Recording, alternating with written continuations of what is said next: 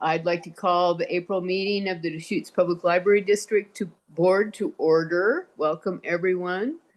I can see you very far away, and thanks for letting me do this remotely. I'm recovering from some surgery and thought this would be a better approach. We have a pretty full agenda tonight, including some interviews, so we'll get right to it.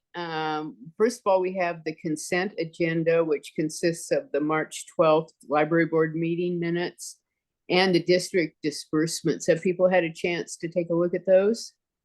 Mm-hmm. Any questions or comments? No. Okay, if not, I would entertain a motion to approve the consent agenda. I move to approve the consent agenda. Do I hear a second? Second? All right. All those in favor? Aye. Okay, and I'm just writing down each person said that. And did you say aye, Ann, Malcolm? Yes. Okay.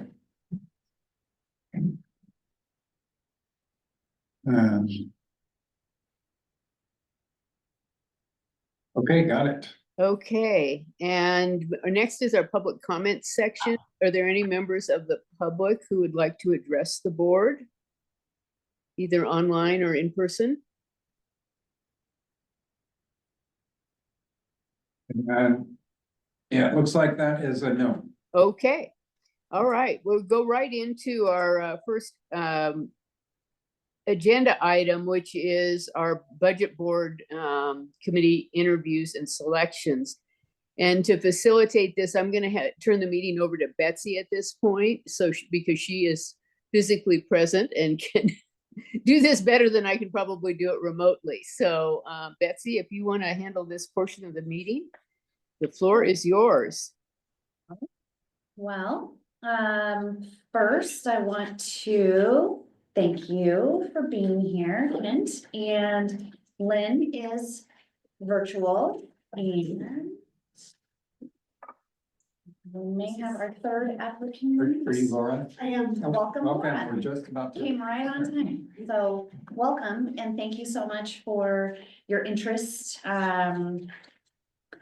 I was thrilled to get to work with Ann on reviewing all of the applications. And by the time we reviewed them, I think there was nine that we reviewed. By the time we got to the end of it, I don't know about Ann, but I just felt really good and excited and happy to see the response. Yes. And the turnout. And I think it's an unusual turnout for the budget committee seat, at least in the past, the library's past. So it was a pleasure to see the quality and the interest and the enthusiasm from everybody. So we whittled it down to 3 applicants, and so we have them all here. And the process is going to be, we have 1 seat, 3 applicants. Each of you we'll bring each of you somewhere one at a time, and you'll have the opportunity to respond to 2 questions. It's somewhat informal. Let's see, we'll ask that you just tell us a little bit about yourself and ask that you describe what you feel you can bring to the library's budget committee. And then the board members will have an opportunity to ask follow-up questions if they would like to.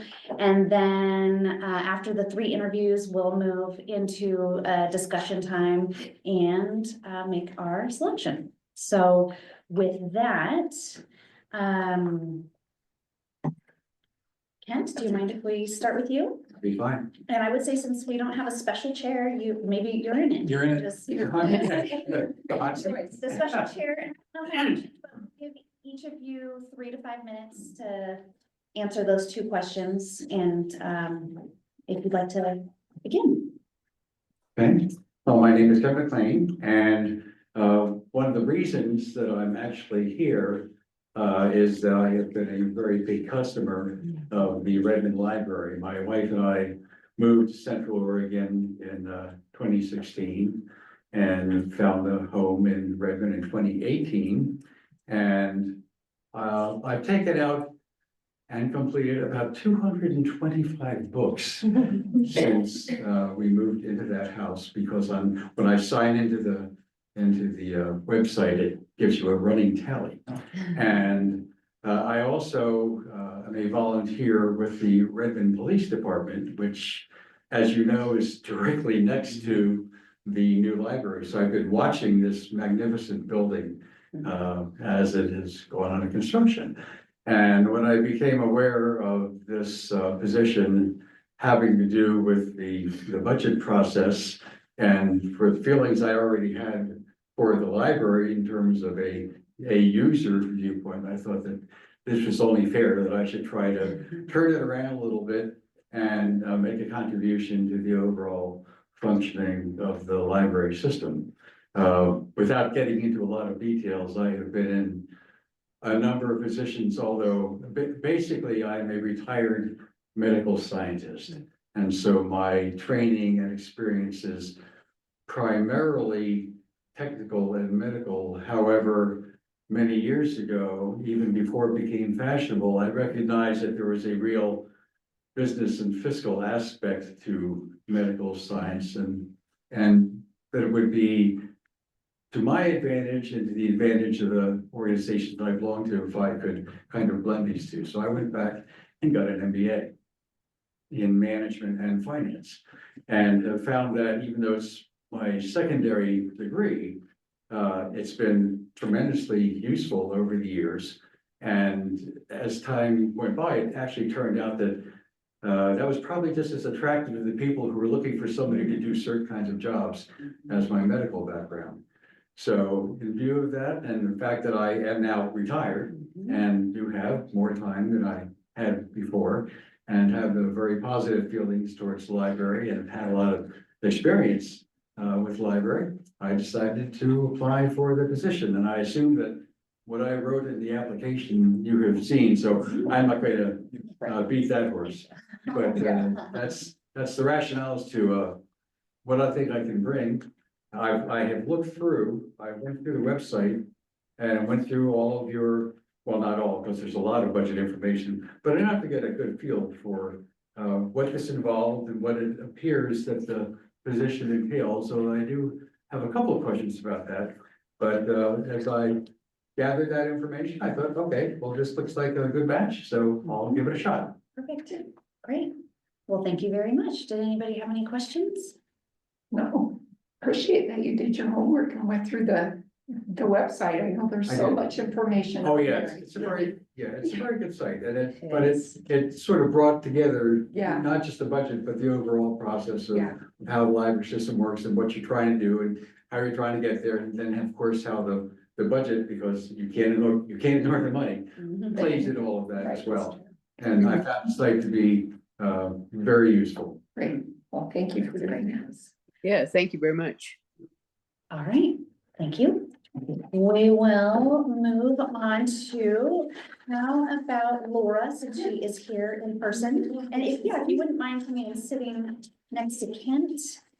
And you'll have 3 to 5 minutes to answer the 2 questions. Please tell us a little bit about yourself and what do you feel you can bring to the library's budget? Yeah, hi folks. Thank you. My name is Laura Moss. I have lived in Bend for about 20 years now, but my mom's family is from here, so I've been here my whole life. Pre-Costco, as I like to say. When there was no east side. I have just always been a person who likes to be involved in my community. I, at this point, own my own business. I do business consulting and services for small businesses in the area. I managed architecture firms for about 15 years and then decided to go off on my own, which gives me a little bit more time, but I have always enjoyed working for other small businesses. I have served on nonprofit boards. I'm currently on the finance committee for the High Desert Food and Farm Alliance. I've served on the Bend Farmers Market Board, and I've also served on corporate boards. My family used to own the company that owned the Bulletin, and I was on that board for a number of years and an active participant.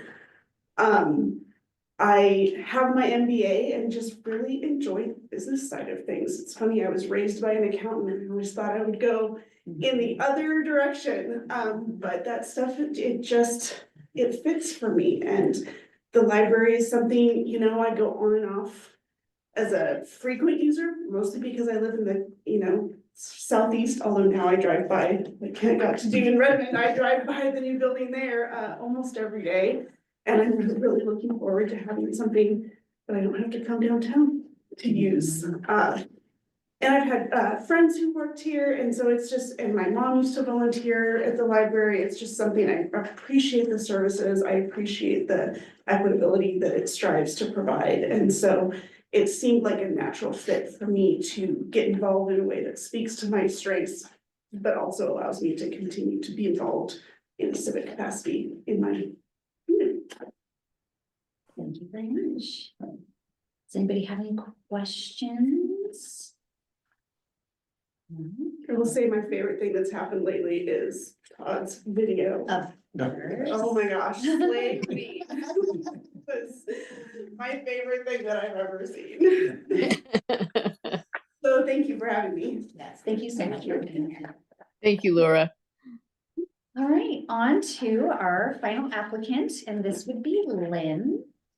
Lynn, you'll have 3 to 5 minutes to answer just the 2 questions. One, which is, would you please tell us a little bit about yourself and what do you feel you can bring to the library's budget committee? Hi, everyone. Can you hear me okay? Yes. Yes. Okay, great. I really appreciate the opportunity to interview and especially to attend via Zoom. My husband and I both came down with the virus last week and feeling better, but appreciate the chance to not have to show up in person. And so thank you. I was born and raised in the Willamette Valley, and my husband and I retired last year. We'd been married 40 years, and it was always kind of our goal to get on this side of the mountain. And so we finally made that happen, and we're just thrilled to be here. I don't have the longevity of the other applicants. We've just been here 6 months. We live in the Lapine area, just south of Lapine.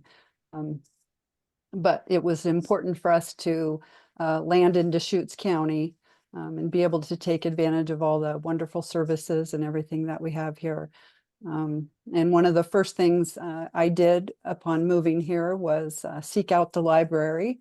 And well, actually, we had our library cards before we even moved.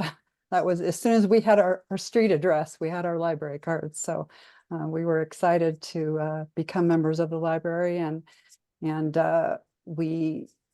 I sought out the Tuesday Trekkers Club, which is a walking club, and from there met some people and talked about volunteering with the library, and I've been volunteering for about 6 months now there, just pretty much as soon as we moved, and am really enjoying it.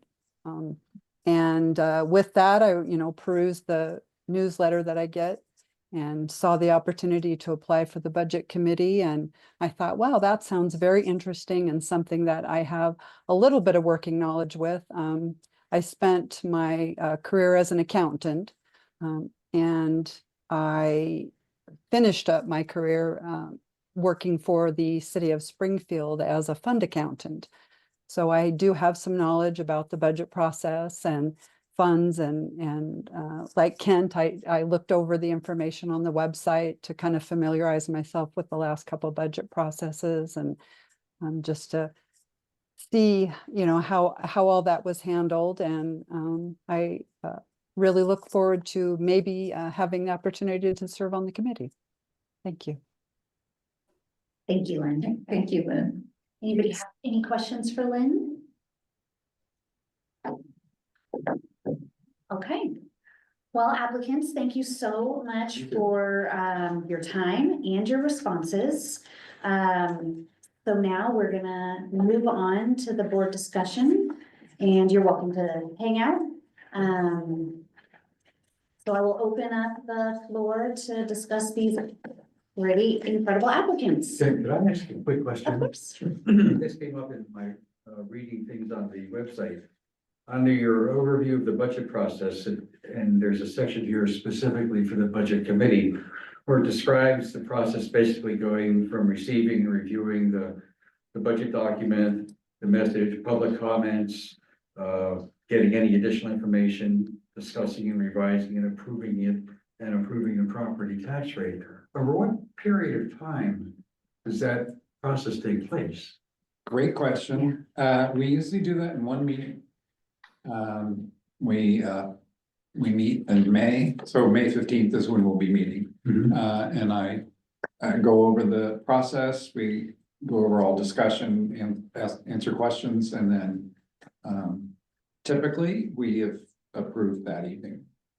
And I felt bad, I didn't talk at all about the budget process. Yes. Which includes that, and the budget committee is made up of the board members and the same number of citizens. And what happens with the budget committee is the budget committee hears and has the opportunity to approve the budget. And then the budget will go in front of the board member at a later date to be adopted. And at that time, Oregon law allows there to be some changes if the board wants to, but it has to stay within a certain threshold. And typically I haven't really ever seen that happen in my world. And so, but that's the process for the. Okay, great. Yeah, Thank thank you. you for asking. I'm sorry I didn't explain that No, ahead of thank you, time. good questions. All right, well, I'll open up the floor for discussion. Being fairly new to the board, are we wanting a specific skill set or experience to round out the budget committee? Well, I think that's a really good question, and something that we also might consider is geographical location, which is something that we value. And so We have of our 4 current members, we have 2 from Bend, 1 from Redmond, 1 from Tumalo. Okay. So that's the makeup right now. Okay. It's always nice to have people that have budget experience or understand numbers. I think everybody made our jobs hard by. Yeah, those are kind of the 2 main areas we look at. I think this year we had the unique opportunity of having so many applicants Yes. and being able to narrow it down to so many qualified. Yes, Yeah. yes, this is a record for a number of people to Yeah. apply for it. So, yeah. Yeah, and I just want to commend the subcommittee because, I mean, talk about 3 excellent applicants. I mean, you've made the job hard. And also, pointing out to everybody that every year we're looking for a member. yes, So there are plenty of opportunities each year. So Is that typically one position becomes available each year? Is that how they're it- staggered, They're so staggered, I okay. don't have it in front of me. We might have 2 next year. Okay. Yes, Okay. yeah, it's either 1 or 2 usually. Okay. And people drop off from time to time. I mean, they have conflicts and aren't able to do it. And so that creates vacancies. Yes. It is for a 3-year term. And then typically that's the 1 meeting. and so I would ask if we don't have any other discussion, or whether we do we have a motion to appoint somebody to the open budget committee position? Do we make a motion? Yeah, I put yes. that down in the minutes. Yeah, that we I've would. got a sample there with a blank name. Well, I think the 3 candidates brought forward all have the experience in the background as far as contributing to the budget committee. I think, what they would bring is going to be very valuable. One thing I'm kind of looking at is participation throughout the county, because I know each board member here represents a certain part of the district. And so, as Todd was saying, we've got representation from Bend and Redmond and Termont. So Lynn's participation in Lapine, I think would be kind of round that out. So that would be my, kind of the one thing I would be looking at for a recommendation. I think that was favorable. Do we have anybody that would like to make a motion? To appoint Lynn? Well, I will do that. I move to appoint Lynn Keefe to the Deschutes Public Library Board Budget Committee for a 3-year term ending June 30th, 2000. Oh, 27. 27, I was gonna say. Wow. Yeah. So, Well, second? Okay. It's been moved and seconded. Is there any further discussion? I would just like to thank the two of you for your application and your opportunity to come and interview, and please do apply again in the future. I think you're Yes. both very qualified. We would love to see you. And I think really it just came down to location and when we have some opportunities for representation from Bend and Redmond, we would love to see you. Getting this on. Thank you. Yeah, definitely. Yeah, I would really echo that because I mean, all three applicants are just excellent. Right. Yeah. All right, well, all those in favor, say aye. Aye. Any opposed? No? All right. Congratulations, Ed. Yeah. Okay, thank you very much. I'm excited. All right. We're excited to have you. Thank you. yes. Yeah, thank you both, and Lynn, Yeah. I will be in contact with you with the staff. Thank you. Thank you. Appreciate your. Okay, Yes. wonderful. Thanks, Todd. Nice to meet you. Yes. Just gonna get out of the hot seat. Nice meeting you. Thank you, Ken. I hope to see you again. I'm sorry. Thanks for Nice volunteering. meeting you. You bet. Yes. Nice Thank meeting you. you. Thank you. Thank you. Okay, well, thank you very much. I'm excited about the budget process as always. And thank you, Betsy, for handling that. So, Yeah. Todd and I had discussed that we might delay the community engagement education piece because the agenda is so lengthy tonight. So I think we'll save that for maybe the next, well, not the next meeting, but maybe the June meeting, I guess. Because I am excited to hear that presentation, but we've just got a lot of things to get through today. So the first up for the next thing is on our bond updates, Greg's monthly report. So Greg, are you ready? Yeah. Thanks, everybody. Good to see you all. So going through the report, schedule, really, there was no changes, nothing significant to discuss about that. You know, I think everything's moving along really well out of Central Library, which is the primary activity. The other stuff is really kind of the pickup that we're doing. Excuse me.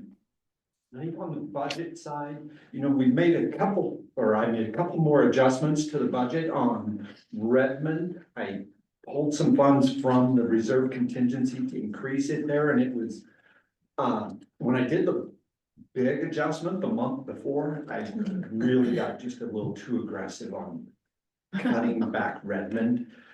We had some costs still coming in from some open payables on some things that were purchases that just hadn't hit the job cost yet. And a couple things that we're working on relative to some minor revisions that we're having the contractor do and what that final cost came in at. And so it was one where I felt like, okay, I can really take the contingency there that's planned for the project down to 0, but I didn't feel that was prudent. But that's why I moved the money from the reserve contingency back over to the Redmond project. On the branch project, we had some costs that we anticipated, but the contingency that was already within the branch budget, I felt was more than enough. We distributed it up to cover some of those costs in there. And so I don't know if as you guys read through it, if there was any questions about those changes or adjustments. But those were the 2 primary ones, you know, the overall contingency lowered, and then the branch contingency, you know, the cost of the branch project, we had some costs that we anticipated, but the by about $250,000, and that is distributing it out to the line items for where the costs are being incurred. Otherwise, not much else changed throughout the budget, as that went, so no other changes on revenue sources or anything. The procurements, we'll go through, there's 4 different, procurement, authorization forms that if you want to run through the stuff that we went through last month's been processed.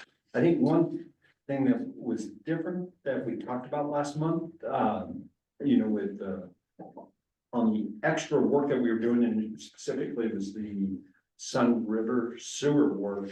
We were planning to utilize a short form contract. We went back to DPL's legal counsel, discussed it with them to make sure, hey, is this the right approach?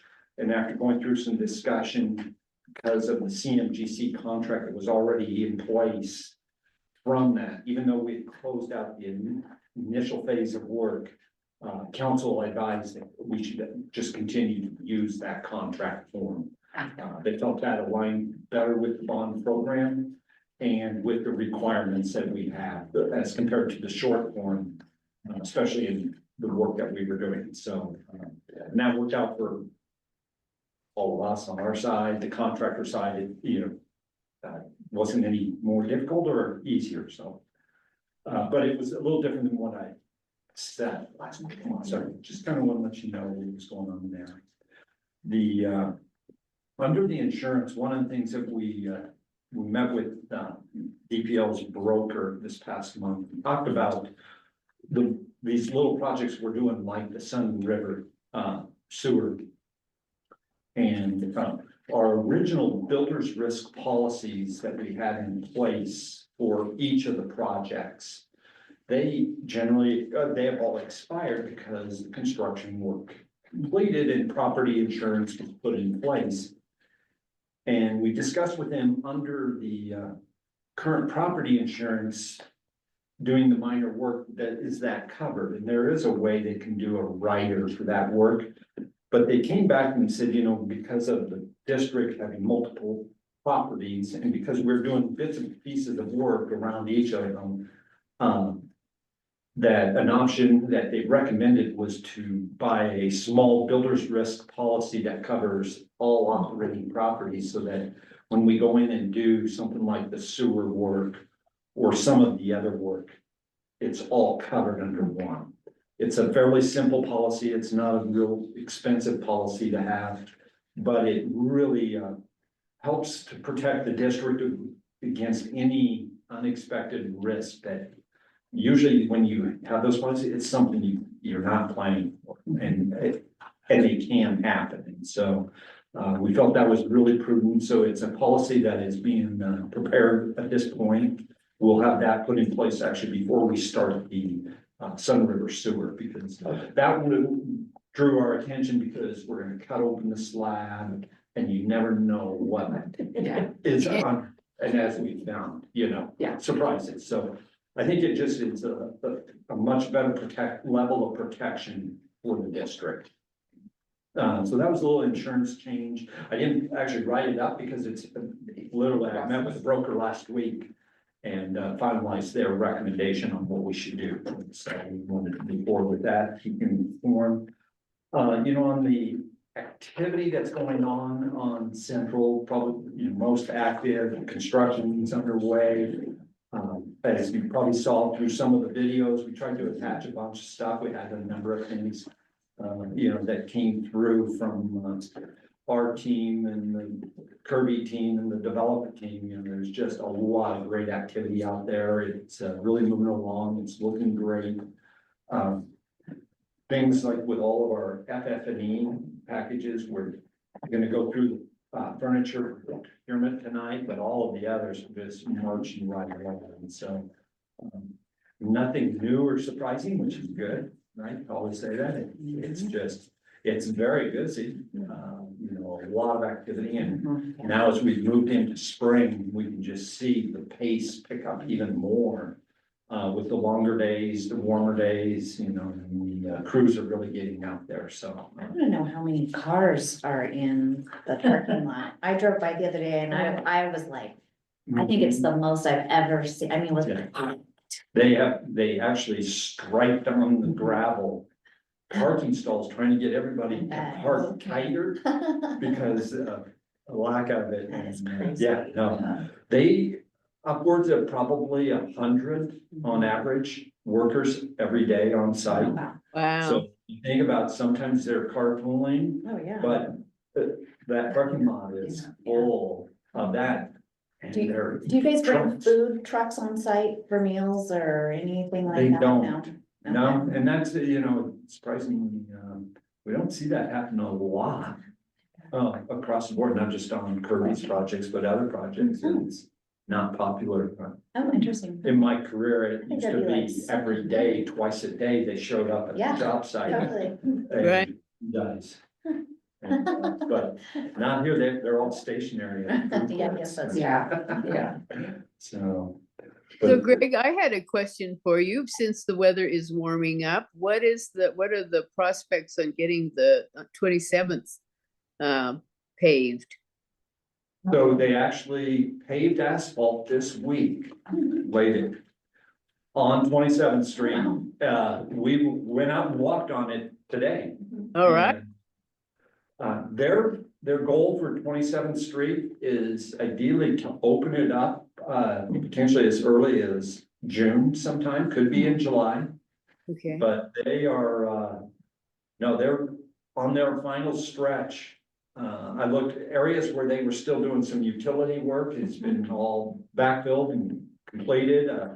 They placed new concrete curbs and, yeah, so when you see the next round of videos, it'll probably be 100% paved.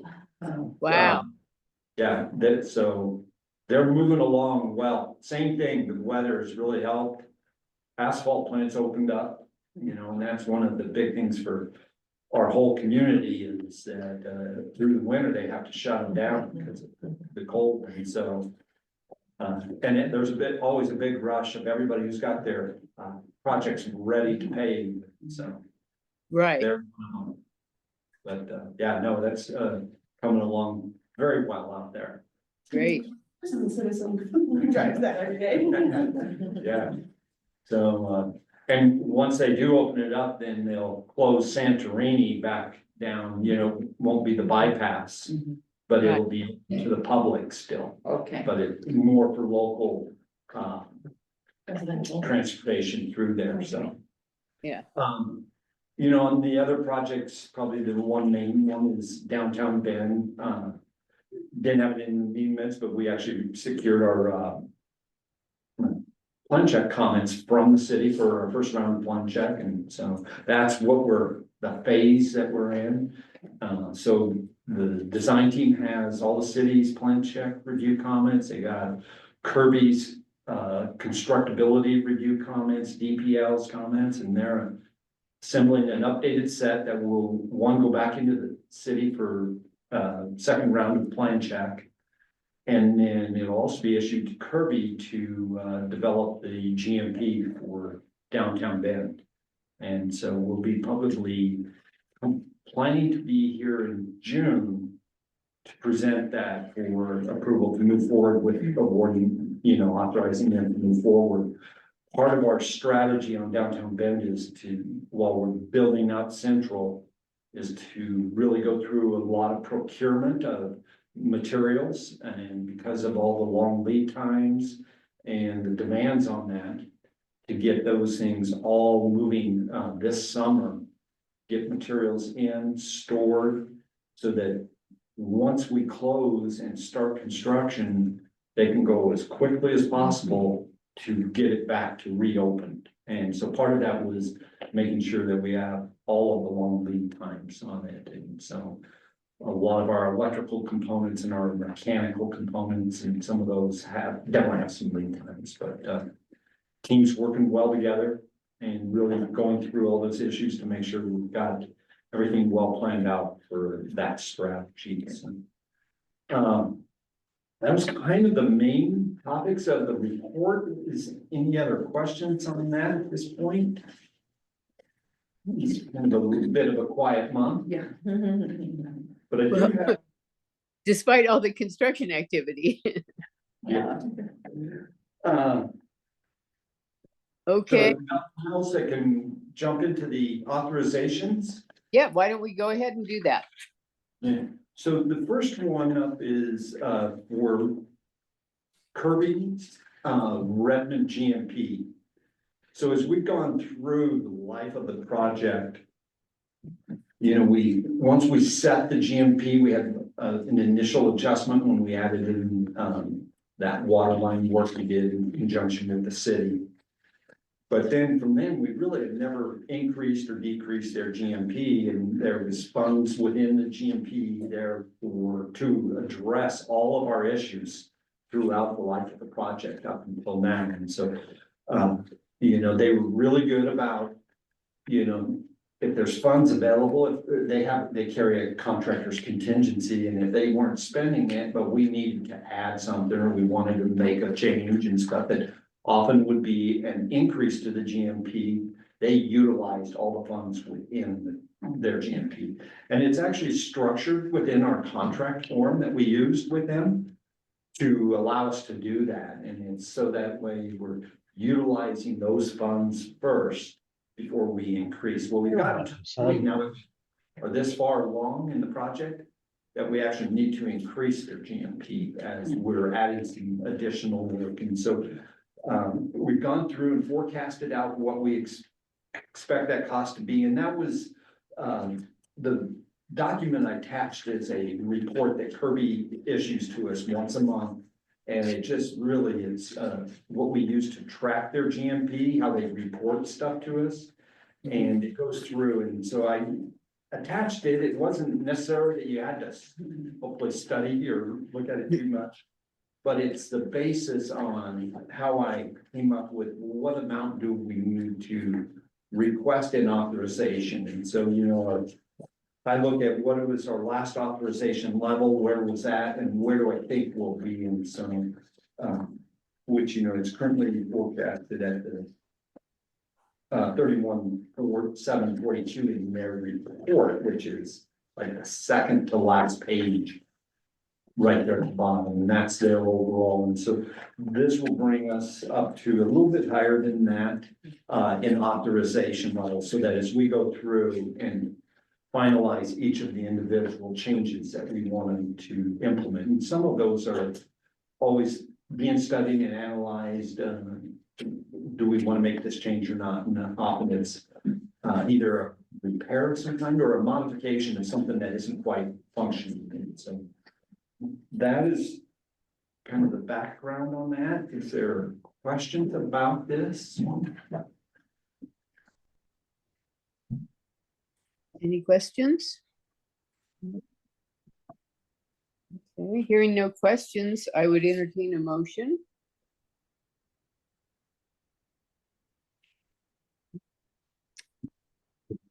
I'll make a motion. I move to provide the library director signing authority up to $31,650,000 for the KNCC Redmond Library Construction Contract plus the original GNGC pre-construction services cost of $115,500 for a combined total of $31,765,500. Okay. Do I hear a second? I'll second. Okay, any discussion on this? All those in favor? Aye. Motion passes. Okay. Greg, bond program commissioning services? Yeah, this is, so we have a commissioning agent and we hired him for all of the projects. And we track their cost on each of the 4 work packages. And so this is for, the added cost is for the Redmond project. And so as we've gone through Redmond, our commissioning process has taken longer. to get through it, and it's one where we had an original schedule of how long we expected it to take, the commissioning process, and so when they prepared their proposal and submitted it, they made an assumption that we were gonna fall within that range of time.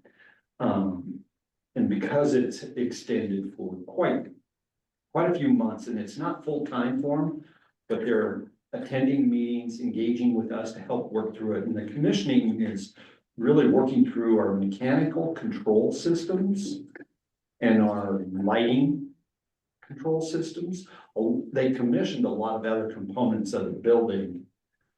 But those are two elements that in Redmond, we really had to work through some issues with how the systems were functioning, how they were programmed, and still finalizing that. And so that really drove the cost increase, which is about $45,000 over the last, it's about an 8-month period, because they're still working with us on some issues out there. So it is a justifiable cost. It was took us above the current authorization level, one that we recommend approval. Okay. Any questions? You anticipate that what you're learning will be applicable to Central, or do you anticipate that there'll be similar challenges once Central is open? No, we actually have a lot of conversation about that, and about what we're experiencing there at Redmond. Some of it is, we're utilizing new systems and some new designs. I think both of our vendors, because we're establishing a district-wide control system, they're gonna be on Central. They already are, they're working on it actively, and they're gonna be on downtown Bend. So we've had extensive discussions with them, with Kirby. Because in this case, Redmond, Central, and downtown Bend are all under Kirby's contracts. Because it could very easily become that. Our commissioning agent, Systems West, is also engaged early with Kirby and with the subcontractors to talk about, here's what we went through at Redmond, let's start right now on figuring out how, because I think the lessons learned from Redmond is a direct correlation back over to both of the projects coming up. And so, no, it is expected that we are doing things differently today to make it a better execution to avoid this kind of cost. And, it's this cost, but it's also the impact on the district and Robert and his staff and all of the staff members who are impacted, just trying to use the library every day. You want lights to come on and function the way we want them to. But they're very highly automated systems. And so technology it's supposed to be a good friend. Sometimes it's a challenging friend. Right. Well, especially things of this complexity. I'm sorry, Go ahead. okay, I'm sorry if you already explained this, but is it typical to receive this type of a request for work that has already been done? So we talked to them early on, and they were trying to absorb it within their contract because they didn't want to ask us for an extra. And as we went, because the answer to your question is no. Okay. It is not. Okay. Normally they would tell us early. They knew they were spending some hours. But they were trying to be almost like too good and not, and it's like, look, it's real. Yeah. We hired you for a service, and they didn't cause the issue. But they're the ones that are helping to certify our buildings and help make sure that verify what subcontractors are doing are doing it correctly. So it's one where, you don't want to penalize them for being helpful in that case. Got it. Okay, thank you. Any other questions? I think so. Okay, how about a motion? I'll move to provide the library director with signing authority up to $750,000 for commissioning services. I'll second. Okay, any further discussion or questions? All those in favor? Aye, motion passes. Thank you. Okay, the FF&E furniture procurement for Central. So, just to make sure everybody remembers, so as we purchase all of our furniture, we're using, I tried to leave it in the summary of it, that we're using the cooperative agreements. We identified our furniture vendor Pacific. I always do it just Pacific Workplace Resources, PWRO. As our vendor, and so as we completed the furniture design and we went out, they've got all of the final pricing. You can see how they itemize it for us as we go through every one of these, and we're able to look back and compare to how did each of the furniture pieces cost on Redmond, on the branches for similar pieces. Some are different. Each of the branches are structured a little bit different. So we're at a point where we're ready to release their contracts. They actually get a combination, 3 contracts because of the cooperative agreements and how they're structured. And so we'll issue all of those. This actually is captured completely within the budget that we've established for the furniture. One of the things that you can see down below, the authorization level is higher than the contract amount, and part of that is because our experience is we will make adjustments to our furniture as we go through. We run into frequently with furniture pieces that are discontinued, fabrics are discontinued, performance. We get some and then we figure out they're not lasting, and then we relook at respecting some of those, and so that added level of the authorization is meant to help us, and if we need to make those adjustments in the future, that we can do that and move forward. So $1,850,000, that was the budget that we've established for the furniture for Central. Outside of that, is there any questions on that one? Not for me. No. Okay. It's a lot of furniture, that's for sure. Would anyone like to make a motion? I move to provide the library director with signing authority up to $1,850,000 for the Central Library's furniture contract and change orders. Second. Okay, any further discussion? All those in favor? Aye. Motion passes. Thank you. Okay. And we've got SunWest Builders additional support. Yes, this is additional work that we're asking SunWest and their subcontractors to perform on some of our control systems again. And this would be at all 3 of the branches at Sisters Lapine and Sun River. And so it wasn't really fully ready last month when we talked about the sewer issue. Right. And so it's as we kind of got it wrapped up and fully vetted what those costs are and what the scope is. Wanted to bring that in, and we'll amend their contract and keep them moving forward with making these adjustments. And these are the things to the different control systems as we're learning how we install them initially and how we can improve them and the changes that we want to make. And those are the primary changes to that. So it increases the signing authorization by 100,000 from what we presented and went through last month. And what I attached there is just all of the change work that we're doing with SunWest and their subcontractors. Okay. And as far as the work on the control systems goes, Greg, does this require shutdowns or are they able to do this after hours? Generally, they try to do everything after hours, off hours for this type of work. Sometimes if there's a need, we may have a delayed opening, but I would say for this, probably all after hours. Okay. Thank you. All right, any other questions for Greg on this one? No.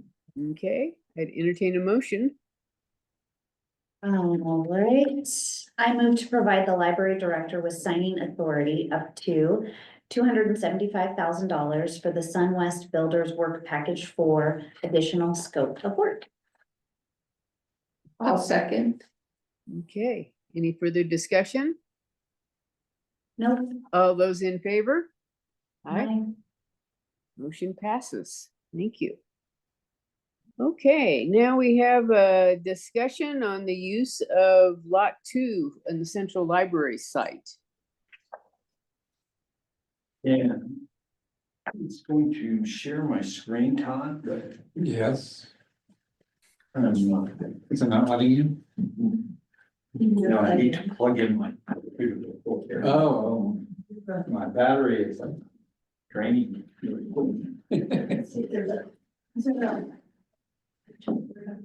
I'm getting right there.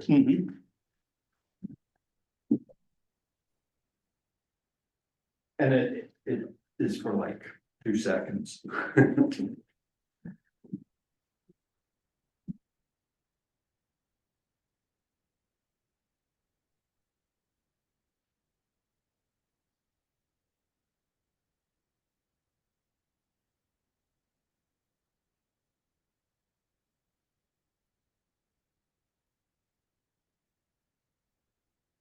There it is.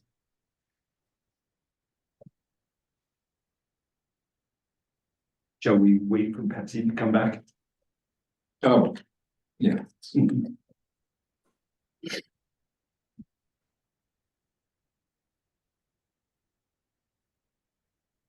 More observant than I am.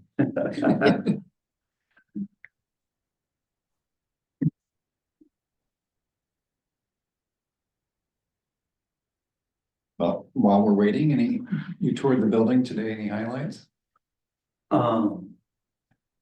You know, the access floor system is just really taken off. And so you walk up there and you walk through a web, we were stepping up and over, but they actually got us up onto the access floor. It was, even though it's not locked in, it was like really stable and tight. Exactly, wasn't it? Yeah, it felt as good as Redmond when it was completely installed in. It's not locked into anything, but they made a couple little changes to the system that we chose there. And the supplier felt would be an improvement, and it looks like it's truly gonna work out. So, Okay. other than lots of good progress.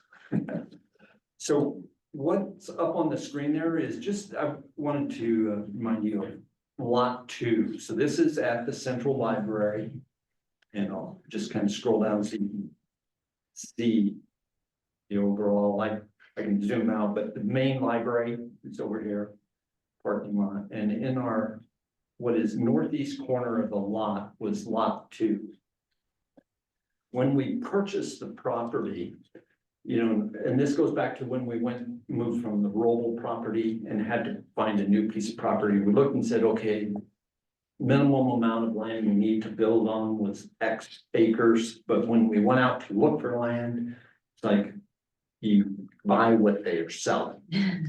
So we ended up with about an extra acre of land, right? This Lot 2. And so when they set up the plat map for this, we asked them to create all of our property with 2 lots, this lot, and it's a potential for if there was a need to sell that piece of property because we needed the funding to pay for, you know, the new construction and the build, it was an option And that was an option that we talked about a few months ago that we didn't see the need to because our costs were staying in line. We weren't, running out of funds. Our contingencies are very healthy to do everything that we want to do. And so we planned, the plan was that DPO would hold that, and not plan to do anything immediately as far as selling it. Because we talked about, do we put it out on the market and sell it? We've had discussions about the lot. This goes back to our really early planning in the bond program. And I'll stop sharing it unless somebody wants to see it. I just wanted to give you a reference of what I'm talking about, where it's at on the Why site. don't you just leave it up? Leave it up, Just in Yeah. case. That's Greg, is the, where is the current access road that leads into the construction site located on this map? Is it right down at the bottom here? it's right here in the middle. Okay, Can you see my cursor moving? right. Which is where our main entry will Yeah. be. That's the main library entry. Okay, so Oh. it's all the land to the, what would be the right-hand side of that. As your Yeah. library. The lot two is this one up here in the corner. Right. And up along our very northern property boundary is a drive aisle. And we actually have access to Santorini at that point. And that drive aisle comes across and is actually a direct connection with the loading dock and those facilities in this upper parking lot. So it's set up, the lot is set up with its own power, its own water service, its own sewer. All of those facilities were already stubbed to the lot too, so it could be built out and developed. When we started the bond program and when we first started talking about the concepts at the Roble site, one of the things we talked about is what were with the central library consolidating all of the or a majority of the district staff and functions and everything was maintenance facility and storage of the district's vehicles and just where they're going to store stuff. Because at each of the individual libraries, storage is at a minimum. And we just recently added in the high density storage for books and stuff in the central library, realizing the district needs more storage. And so, like I said, in the beginning, we talked about at the Roble, do we want to have a separate facility or not? We had, and I looked back at the plans and talked with the architect about, hey, what did we do back then? Because I remember discussions and he said, yeah, it was in early concepts and ideas, but we ended up being able to really at the Roble site, roll all of the functions into the building. It was a bit bigger than what we have now by a few thousand feet. 15,000 square feet bigger. Yeah. And so we were looking at this and we've been looking at, storage of what's happening, as buildings are being completed and accumulating stuff. And what's going on. And so one of the ideas was, do we utilize this lot that the district owns and put a facility on that, a building that would be for storage, for maintenance, and the exact use isn't figured out. That's why we don't have anything to present you, but an idea of knowing where, the funding is within, our current budget. It's within our original bond plan of how do we fit out the district with this facility. And wanted to gauge your guys' interest or opinions or questions about should we look at doing a facilities building on that lot? It wouldn't use up all of the lot. A portion of the lot would just be landscaped area. Currently, it's a native landscape. If you've driven by, you've seen it, or in the videos, it's just the old scrub brush and juniper trees, but it would then be finished off to be consistent with the balance. There may be some pavement areas there for driveway access up to the building, some parking possibly for staff use and that kind of thing is at least the initial thoughts. And So questions or thoughts about, is this something that, I think I've asked the district, Todd and his team, if they have an interest, and there's an interest to see what you guys had to say about it, and then if we go explore it further. Have we had any inquiries from anyone on possibly selling that? I mean, is there any interest out there for someone else acquiring that lot? We haven't actually put it out on the market or Right. anything. Early on, the Children's Museum had expressed interest, but then when they looked at it, they passed on our lot, chose another lot. Because of the size, it just wasn't big enough for them. It Okay, would be something smaller. And I think, so that, and that's also, once they passed, we never actually advertised it because the district decided to, let's just keep it as an asset. It's, you know, a valuable asset to the district. And so that's where it's at. And I will say, my expectation is once our building is complete and apartment complexes are up around us, that it'll be a desirable property. right. Right. So that's one piece for the board to think about. This is a piece that can be either an investment for some future use for the library, or could be something that we could use to help fund us in the future if we need money and we sell it. And this is the fun way. I always say when the decision's not easy, that's why it gets to you. Because these are things that we've been balancing too, is we also know that at some point we will have space issues at that building, just being able to fit the staff in there. Right now, we have staff and storage area, but we're definitely, like, already there's one storage room where we've switched from storage to staff without even being in the building yet. So that's a piece that we're looking at, is are there things that we could do that could help us in the future? And that fits in with the bond project. I would also add, currently, I think Robert has told me that he's renting 2 storage units. Oh, yes. Yeah. Oh, okay. So, you know, the cost of that rent wouldn't pay for this, but it would eliminate the need to rent off-site storage. It would have, from a facility standpoint, primary facilities people who would need to use that building are on the site, so it'd be making it just a more functional, and I think it would be storage, but potentially also additional space, building space, or anything with equipment. And I think Robert's on, but Yeah, Greg, I came off mute. So yeah, I would say that there is rented storage available within a couple of miles of the building. And so that should factor in one way or the other to a board discussion. Is we do have options available to us. They'd come at a cost, but it is, as Greg said, not anywhere close to the building cost or the opportunity cost of sell off of the property at some later date. The other thing to consider is that once we sell that property, we don't really have much in the way of control over who that entity might sell to in the future.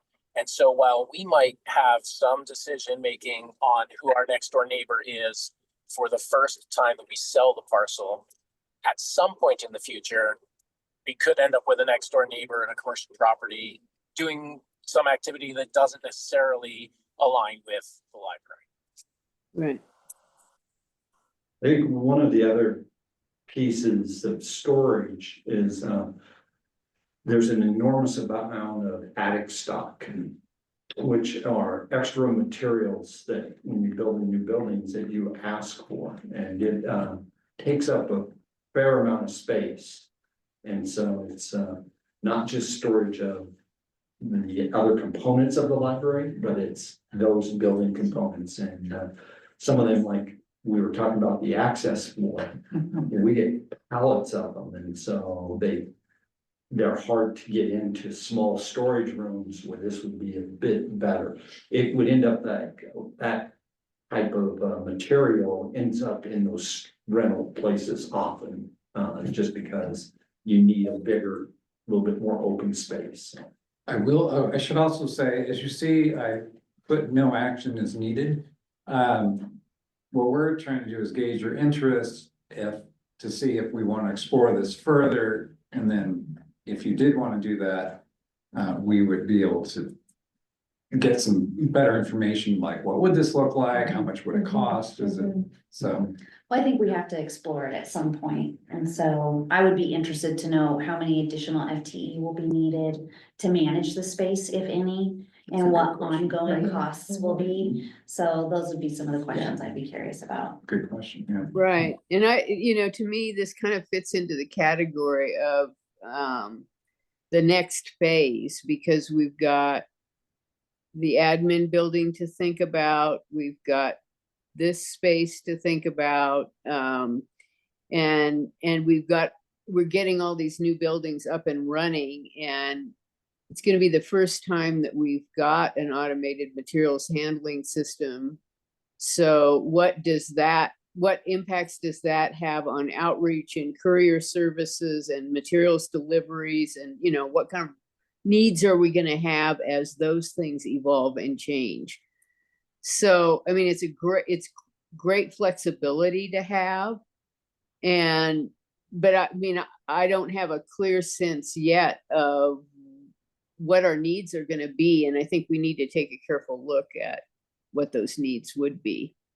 I wouldn't mind getting more information just to say, here's what a bare bones building might cost. If we have money left at the end of the Baden project that we could apply towards that. Is this the kind of thing that we could get once we get downtown nearly done and we kind of see where we are on that? We could take a look and make a decision then? Yeah, I think the timeline for that can be set up how you guys would want to. There's a couple things that I think we would want you to consider. And one would be is if we plan to do something, we go through a site plan approval process with the city of Bend that allows you to do something on the lot. Currently, we aren't allowed to do anything on this lot without their approval. But if we thought we were going to improve it, then we would do that. And there may be some stages of getting that approved and then being in a position to clear the site, grade it, so that it's just a little bit cleaner and presentable, but not move forward with any other improvements on it. Once you get your site plan approval, you have a number of years in the city of Bend to execute that work. And at that point, we wouldn't have to go all the way, but we could lay out that as part of studying this of what would we do, what would it be, and what would the timeline be. So I think that would all be in this, what I would consider the very first thing for us to do is a conceptual study. Okay. And I echo what Ann said. That was one of my comments when we were discussing it. Is the number one priority for us is the completion of Central and the completion of downtown Bend. So that we make sure that we are in good shape. But that was the big thing, is we didn't want to start going into investigating this without having this discussion with you, because it's going to be a significant board decision when we come to it. What are people's thoughts on this?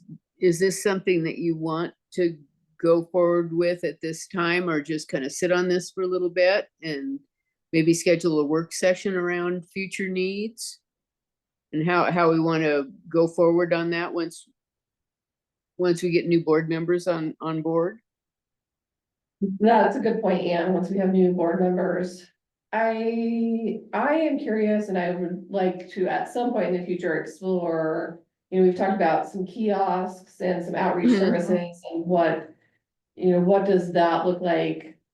We have some vans, but if we are doing outreach and stocking kiosks, I imagine we're maybe utilizing some different vehicles for that.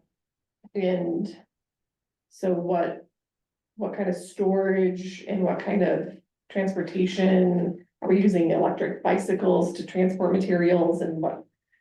Do we store snow tires for the vans we have? We Like, do. you know? So are you those- saying you just wanna have a better understanding of this? Yeah. The What? scope of need, basically, Yeah. I think our work session I is a think that would great be idea. helpful. Yeah, I mean, Yeah. that's, I can see things changing. To me, the whole bond project is kind of a launching point for new services. As we've talked about numerous times, and I think it's really gonna change the way we potentially we deliver materials.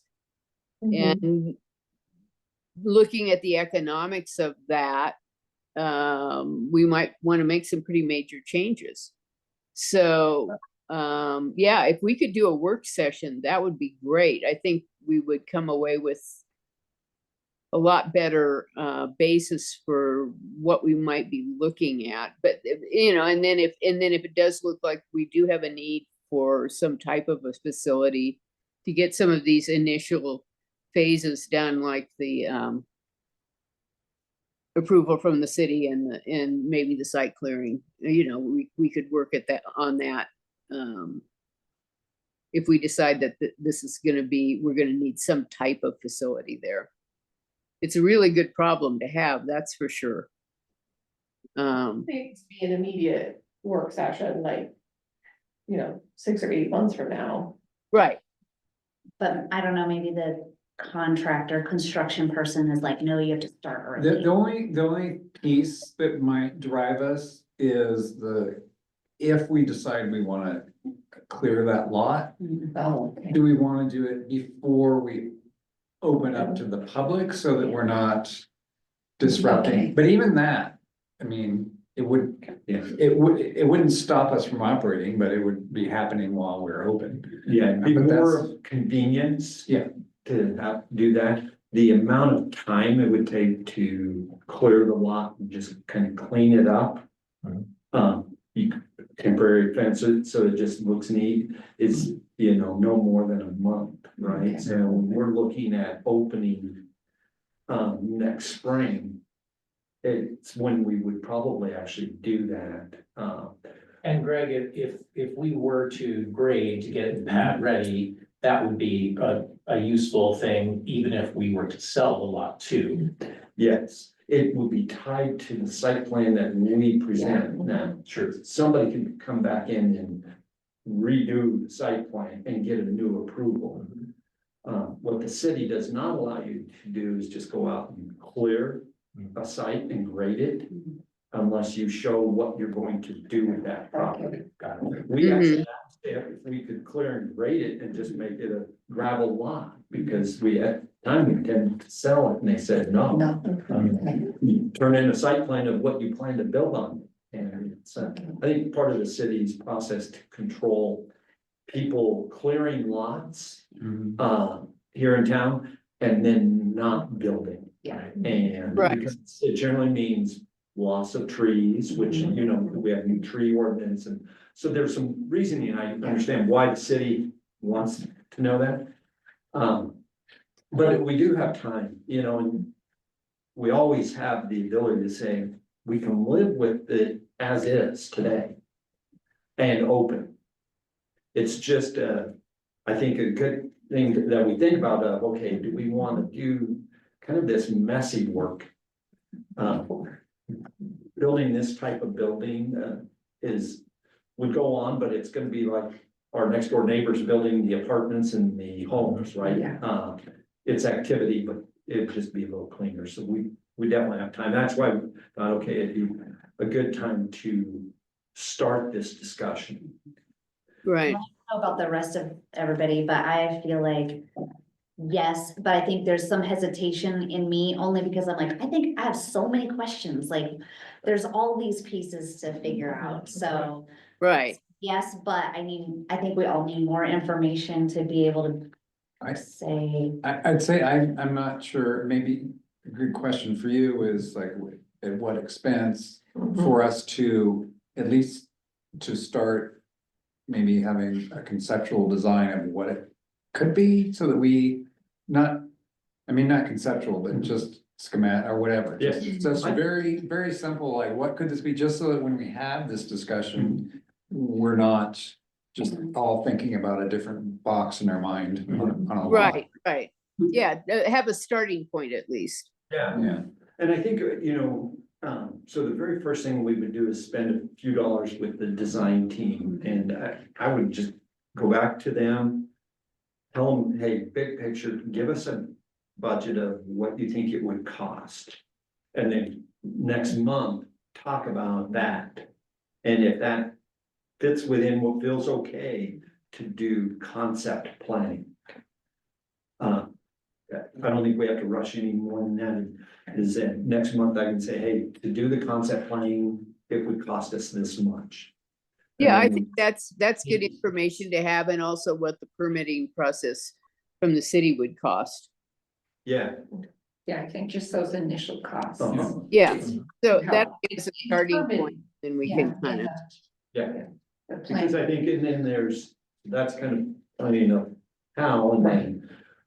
Once we kind of move forward with kind of doing that concept, it also brings in the other questions of, well, how are we gonna use the building? Right, yeah. And what's it mean to the staffing and operational costs and those things, because they all start to play in, and so. Yeah. That concept would kind of help kick that off, because in order for them to do a concept, we need DPL to say, well, here's how we would use a building. And Right. therefore, that would help us really think through the whole process, so. Mhm. Yeah, and then for Robert and Todd, then we need to know what the cost is of selling it, or some other Mhm. idea that might be out there. Yeah. And then the future needs, Yeah. and then the other properties. So all of that, yeah. Yeah, there's a lot to think about here. Yeah. yeah, and actually, I think so, I wrote that down, I think I really like the idea of having a work session. Yeah. In the future, going over future services, Mhm. what and other options Right. with different properties we have and what that could look like.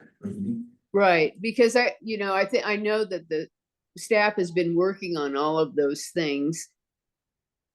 And I think it will evolve as these new buildings roll out and we see how this all actually works. I mean, we can think in theoretical terms what this is gonna be, but until it actually starts operating, I think we're gonna find out a lot more. And find some opportunities to do things better and to do different things than we've ever done before. Okay, so just to recap, I think I've heard enough that we are interested in having, just at least starting with. Yeah. First step, just to Just get us a getting little a more cost, information. and I'll look at it and try and, Okay, Mhm. the design costs and Yeah. city fees of what kind of magnitude are we talking about? okay, that would be Super. great, and just based on time next month, because we have a short meeting. If that doesn't work, June is fine. Yeah. Okay. Yeah. Okay, that sounds good. All right. So next up, we have future library funding from Robert, an educational piece. Yes, are we doing that one first or the janitorial contract first? I'm doing the future funding. Okay, let me, off the.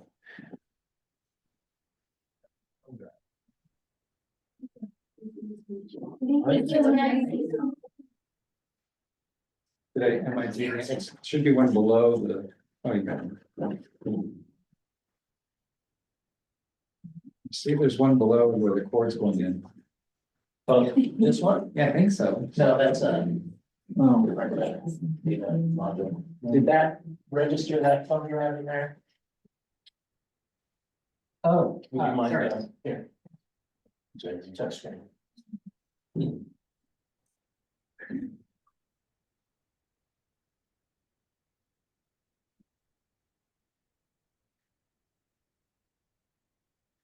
Yep.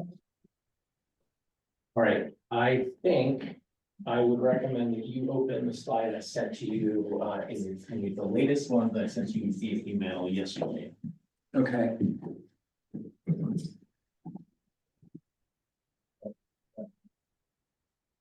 But it's the same slides as are on.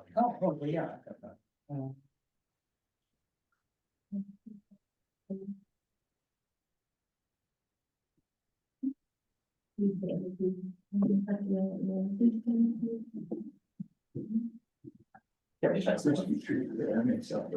That's You can say, all right. Oh, say that, sorry. All right. I think we just want a minute.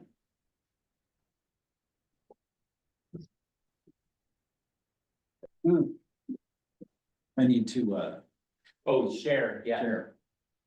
Otherwise, we're gonna leave Ann in the dark. Absolutely. And that is, I just saw it. There you go back to Teams, or Zoom, that's right, Zoom.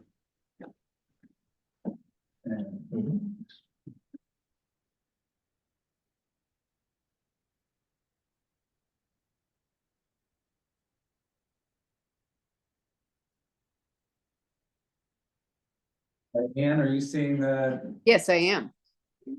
All right.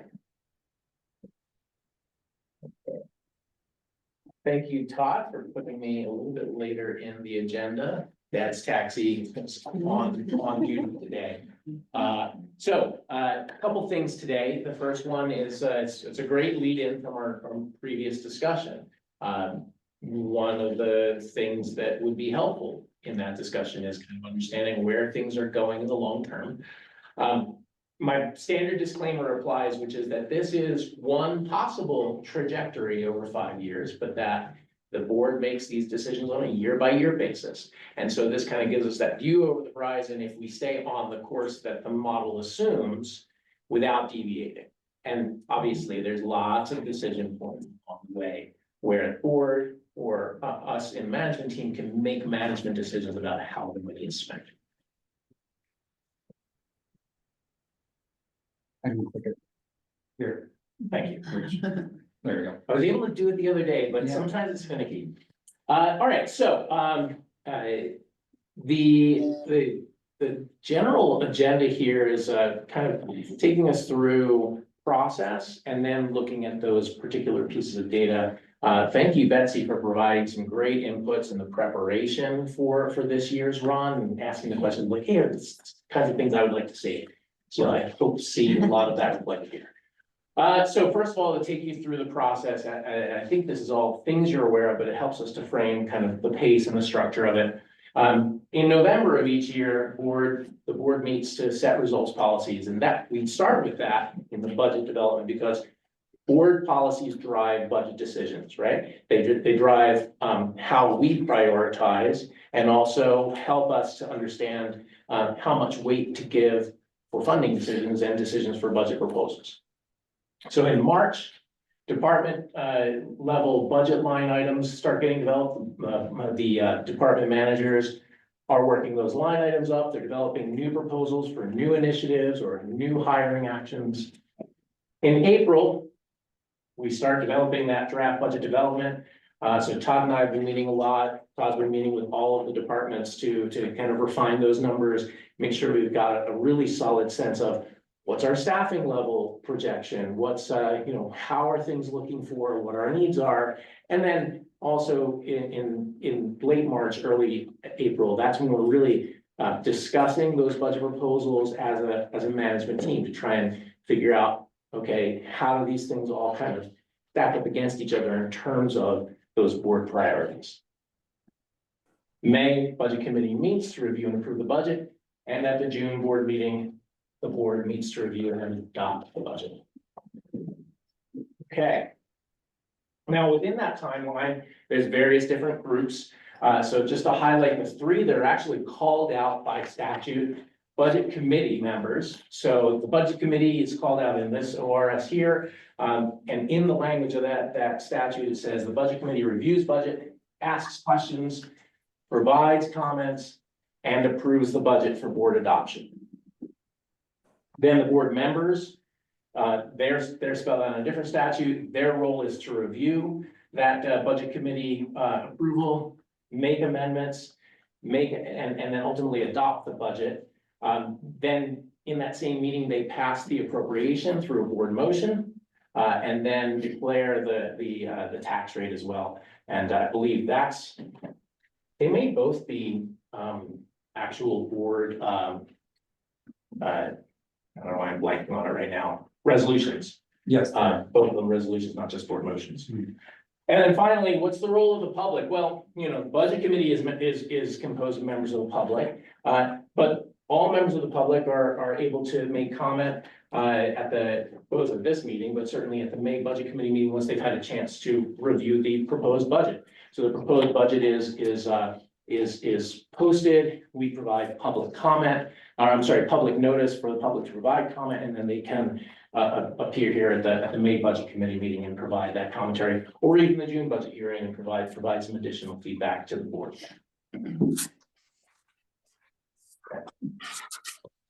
Okay, this one is a carryover from prior presentations, but it's always good to talk about what do we know, what do we don't, what do we not know, and what are some just general disclaimers of things to go in when you're thinking about a model, because a model is not a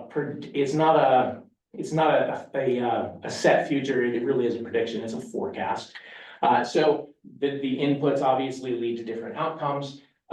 And the two big drivers are the revenue piece, the expenditure piece, but only one of these do we have much control in. Most of our revenue is coming from county property assessments. And so that number is what it is. There are some elements we can control from year to year. And we'll talk about some of those options for increasing revenue if we wanted to adjust the curve on a long range forecast. Small variations compound over time. So, you get that 1% change in year one. By year 5, it's probably about a 10% change because it's just kind of like piling up on itself. And then there's certain elements in the model that are difficult to quantify, or at the very least, difficult to really nail down with a high degree of confidence. So, what's the rate of tax base increase? We're getting that based off of the county's assessment. You heard last month from the assessor's office. Right now, it's a time of some uncertainty. So they're actually predicting something a bit more conservative than they have in years past. And yet they're not sure if that number is perhaps still not conservative enough. So there is some uncertainty with that. Same thing with what's cost of living and the long-term trends for cost of living. We know the cost of living is continuing to go up in Central Oregon, but by how much? How do you quantify that? What's the level of staffing turnover, and what's the years of service of the people that are turning over? Because that adjusts those dollars that we set aside for staffing costs. Operational efficiency is how efficient are these buildings going to be? Last year, I had less knowledge than I do this year. So this year, I have a good indication that it is costing us way less to heat and cool Redmond than it is to heat and cool downtown Bend, even though they're roughly equivalent square footage and layout. So that's great. As we get to a little further along in the process, we'll have more solid numbers on Redmond, so I can really come in with some good numbers on one of our big cost drivers is those utility costs. Inflation in cost of materials and services. Again, it's just a big question mark, and you have to make your best guess, especially for a long range forecast on a number that fluctuates on sometimes a monthly basis, and sometimes a daily basis. Let's see. There's like a direction to the finger that I'm still learning on that, okay? All right, so what are some of our assumptions in this year's model? The first one, and here's where I'm going to give you some actual numbers, because at some point, you just have to pick a number. So for us, we modeled something less than what the county assessor's office is modeling for this year. They're modeling 4.7 annual increase. This model is a 4.5 annual year over year for all 5 of the years. If I had a more sophisticated model, which I could do in future years, I could tinker with that and say, well, we think, maybe 2 years out, we're gonna have a recession, and then 4 years out, we're gonna have another building boom. Right now, we're just kind of smoothing it out over that 5-year period. Okay, what's the level of service that we're building into this model? You'll notice I don't mention FY 25-26. We'll talk a little bit about what we baked into the model there. But certainly, once downtown Bend reopens, that's where we're anticipating a 15% is how we quantified it, increase in staffing costs. Now, that's not 15% increase in staffing positions, because that also bakes in some of the cost of living increases and step increases of existing staff as well. In terms of driving level of service, hours of operation are the key determinant here, right? How often or how long are we staying open? What are the hours of operation? What are the dates? So right now, this model today assumes Central and Downtown Bend would be open to the public 7 days a week, basically taking the Downtown Bend staffing level and duplicating it at Central, but obviously with a higher staffing count to cover the various points of service. Redmond, the model assumes that we staff level of service based on current hours of operation and days of operation at Redmond, which is 6 days a week with drive-through service on Sunday. As far as expenditures are concerned, the model, again, you gotta pick a number. Average salary increases of 5%. So that's assuming that if staff stays steady, that there will be 5% of staffing cost increase as a combination of cost of living increases plus step increases for years of service for tenure. So that's the model right now, the 5% annual average salary increase. And then benefits, again, you gotta pick a number. At this number, it changed that this number drives a lot of the model. So if you assume a worst case scenario for benefits just going 10% every year from here to as far as the eye can see, it gets pretty dire. If you say 3%, well, that's just unrealistic because we know healthcare costs run much higher than just standard inflation. So the model pegs it at 6. Average inflation of materials and services. So that's tracking somewhere between 3 and 4% annual inflation. Some years might be higher, some years may be lower. If we go into a recession, there may be deflation. We're gonna average it out and just kind of peg it to 3.5 year over year. Growth of collections, so library collections, and again, this is costs of collections. So it's not necessarily saying we're purchasing 3% more books, but we're recognizing that the cost of books are increasing, the cost of digital collections are increasing. So we, again, estimated that at a level of about 3% annual. And then finally, the model assumes that we retain this building and parking lot with any of the associated management, maintenance, and upkeep costs associated with that. Okay. How does the model and how does the budget that's proposed or, in development that will be proposed in May, does it align with board district policies and priorities? How does it align with DPL's strategic goals? So a few elements for the upcoming budget. With Central Library opening, this is our first year to really implement that vision for centralized services and a hub and spokes model of distribution. It's also the budget and the positions are aligned with, again, increasing needs or at least increasing access to our existing community for Spanish language services. And also just expanded services, programs, and events in the new and remodeled buildings. When Central opens, that's a lot of new services, a lot of new spaces. And so we wanted to model that into this projection. How does the 2025-26 budget, gotta stay far away. How does it compare to last year's budget? Okay, so this is where I wanted to talk about staffing levels for the upcoming year. This model and right now what we're developing, still not set entirely, so it may change with the proposed budget in May. But right now we are modeling holding staffing levels the same. So what does that look like? With East Bend closing at the end of December. And with downtown then closing roughly concurrent with the opening of Central, we're looking at holding the staffing levels steady. And then the people who occupy those positions, basically doing a geographic move. And then when we reopen downtown, then that's when you see an increase in positions. And then you see a rebalancing of, some people might work over there then, or some people might stay at Central. And then we hire new people at Central, the people that move back to downtown. But the count of positions wouldn't increase in the 25-26 year. In this model, we're modeling that increase happening following year. Increased material and services to reflect the opening of Central Library. So we already know there's going to be additional costs of running that won't be covered by bond dollars. Things like the supplies for the maker spaces, or additional items for story times and props and elements. Additional supplies for events that it's going to be an increased number of events in these spaces.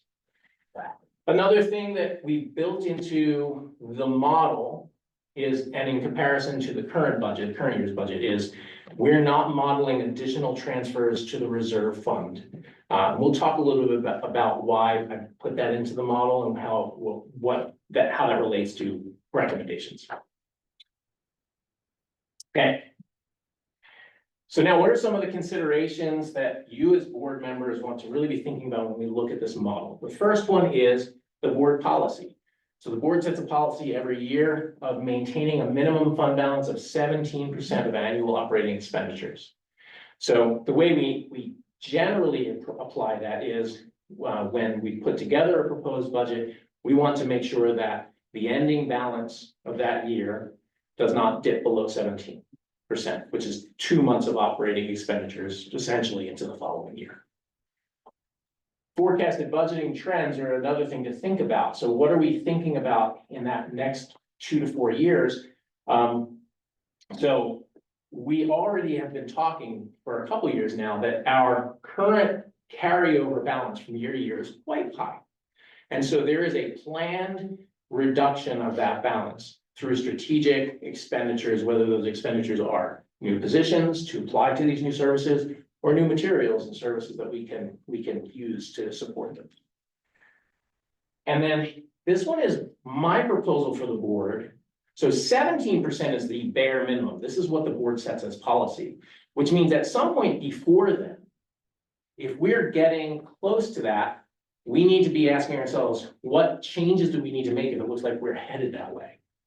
So my proposal to the board is aim for about 50% of expenditures for that year. So about half a year's worth of expenditures, operating expenditures. If you hold to that and say, well, if our balance at any point gets to 6 months worth of operating expenditures, that's when we really need to sit down and think about, are we headed in the direction that gets us to kind of a steady state?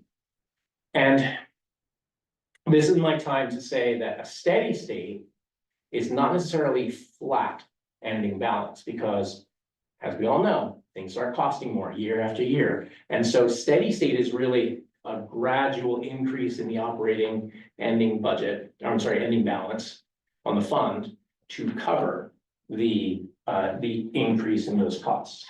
What does that steady state look like? And when do we start really kind of changing from a planned reduction to a planned steady state? 50% is what I propose to the board. Okay, so what are some financial risks? What are some things that could throw this model right out the window? The biggest one would be if there was a drastic change in property tax assessments. Now, we've seen in the last 20 years a couple of sharp swings in property tax assessments, but really the overall, there have been swings much higher and swings way lower. In fact, we had 1 year, I think it was 2009, a year after the downturn, that assessments went into negative growth. So taking those into account, still overall, long-term things kind of have run at a fairly constant rate of about 5 to 5.5%. That's no guarantee of the future though. So could there be a recession? Could there be less new construction? Could there be a reduction in assessed property values? The answer to all of those is yes, there could be. So that is a risk that's out there. Unfortunately, it's a risk that's a little difficult to quantify other than kind of lowering that base annual year-over-year growth and going more conservative on the revenue estimates. What's another risk? And cost of living could spike due to inflationary costs, due to supply chain issues, you know, name all the things that we've been through in the past 5 years. Those things could be in play again, and it could be something different too. And then in recessionary conditions, that's when there's usually an increase in demand for library services around the country. So what does that look like for the customers and community members that are living under distressed economic circumstances coming to the library if we are also you know, incurring those expenditures and maybe not even bringing in the revenue that we projected we would? Okay. So this is my chance to say to you that this is one view, and it gives us an opportunity to at a point where we are in a very comfortable place of ending fund balance, to see where it could go based on all of those assumptions that I've built into the model. Okay. From here to this point, you see actual revenues and actual expenditures. And the difference of those is the ending fund balance, which is this green line. So you can see all the way back to 2017, 2018, our ending fund balance year over year was increasing because we were bringing in more revenue than we were spending expenditures in terms of actuals, okay? The yellow line represents that 50% of each year's expenditures, and the red line represents 17% of that minimum baseline. So then we get into the budget projections. And you can see that in the proposed budget as modeled in my model, we do start to see a reduction. Things have increased and then they flattened out between last year and the current year. And now we're into that period of that planned increase in expenditure, planned increase in staffing. And then you see in year 26, 27, that's when we are increasing staff positions in order to reopen downtown Bend and get our staffing level to a level of service that we want to provide in each of the buildings based on those hours of operation, days of operation, all those other assumptions on the previous slide. So you do start to see a reduction there, and then with staffing at that point kind of set to the level that covers all of the libraries that we have open. We're out of the construction phase. So this is all the post-construction project phase starting in 27, 28 and going forward. That's when we start to see just the year over year increase on staffing, benefits, materials and services, collection increases, all of those percentage numbers I showed you starts to decrease and diminish our ending fund balance, so that by 28, 29, if trends continue as the models show, we would hit that 17% or just above 17%. And we would not be able to put together a proposed budget in 29, 30 that followed this trend. We would have to make drastic cuts at that point in order to stay at baseline. That is not what I'm proposing today. What I'm proposing is, here's that 50% year. Next year, this time next year, when we look at the budget projection, we see how close did this prediction come?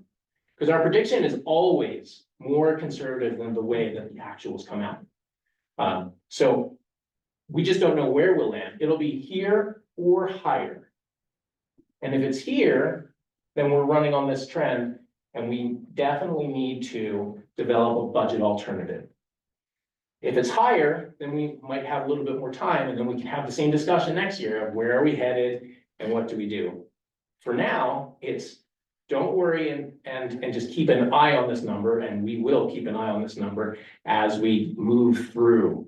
And so that'll be something for me to bring to the board in the quarterly financials of the coming fiscal year. How well are we tracking to that model, right? So what would a budget alternative look like? This is just a number on a graph. Ooh.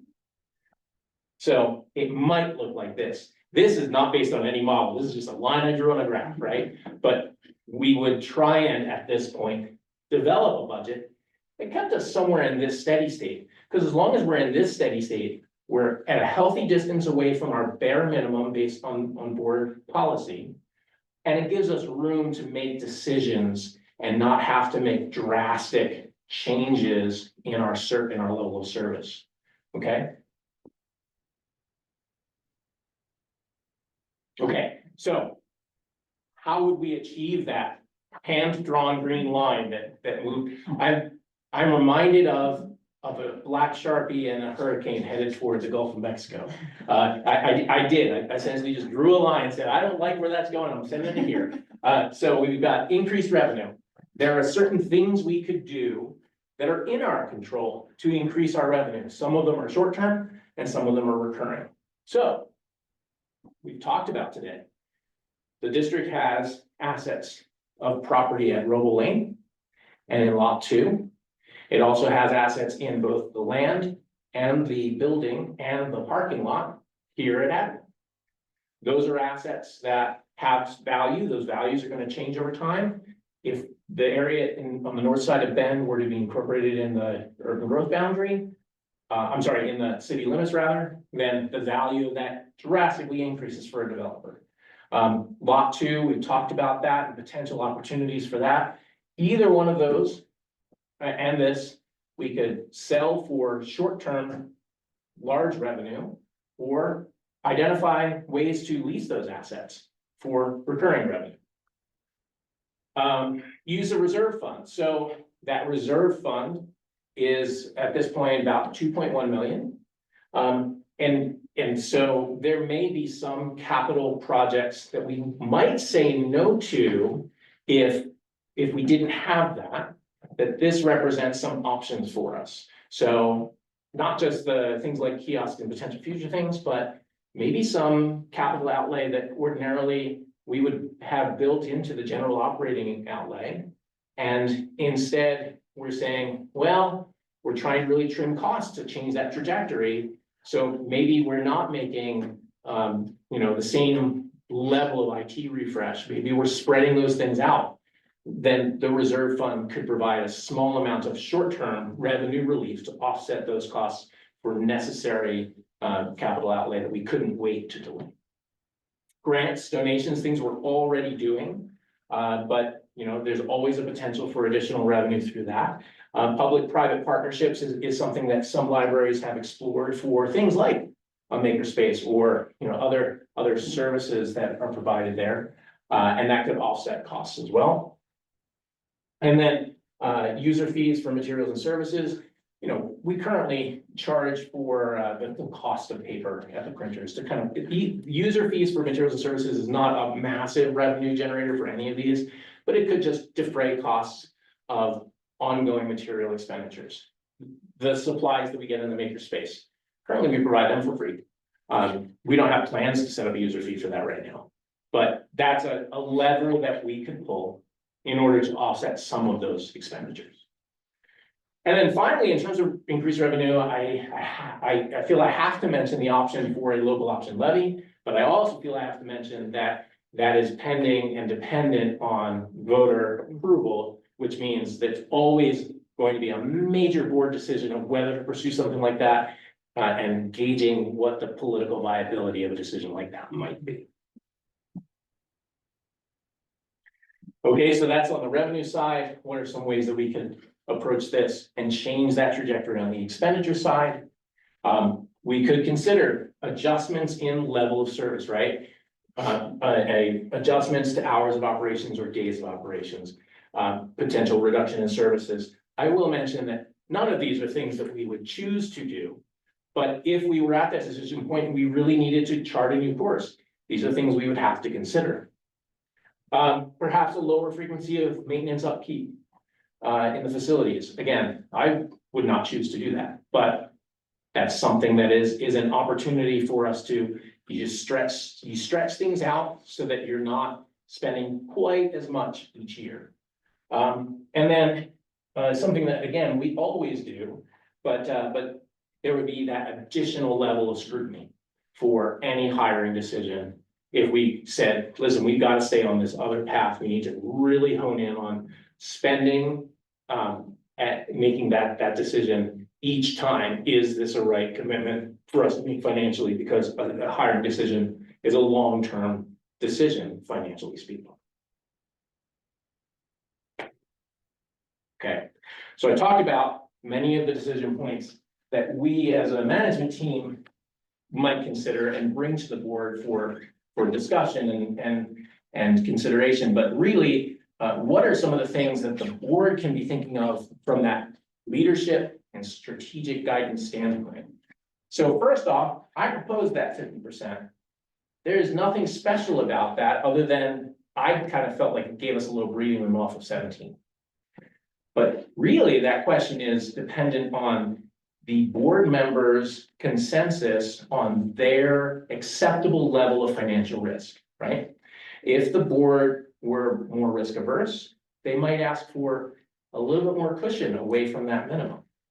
Or if the board felt like, hey, I feel like that's too conservative, I feel like we could stand to have 4 months worth of expenditures rather than 6 months worth of, then we could adjust that down to 34%, 33%.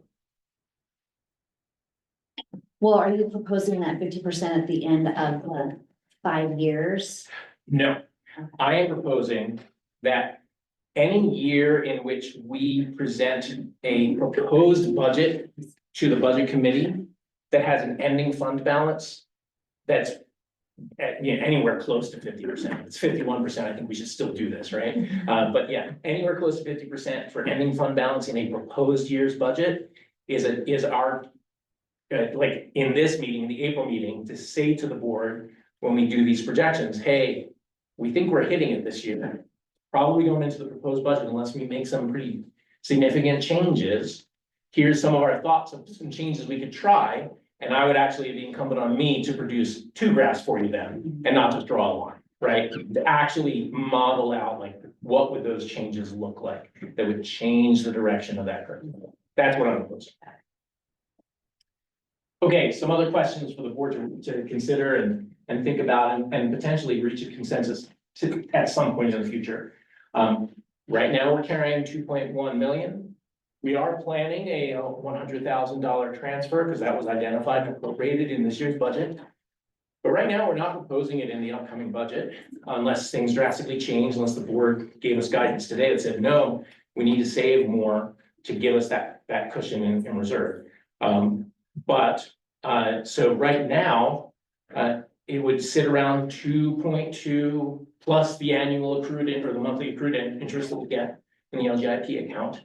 And the investments that we make. And so like, is that the right amount? Is that too much? Is it not enough? That's again, a question of the board's consensus on financial risk, and how much they're comfortable with.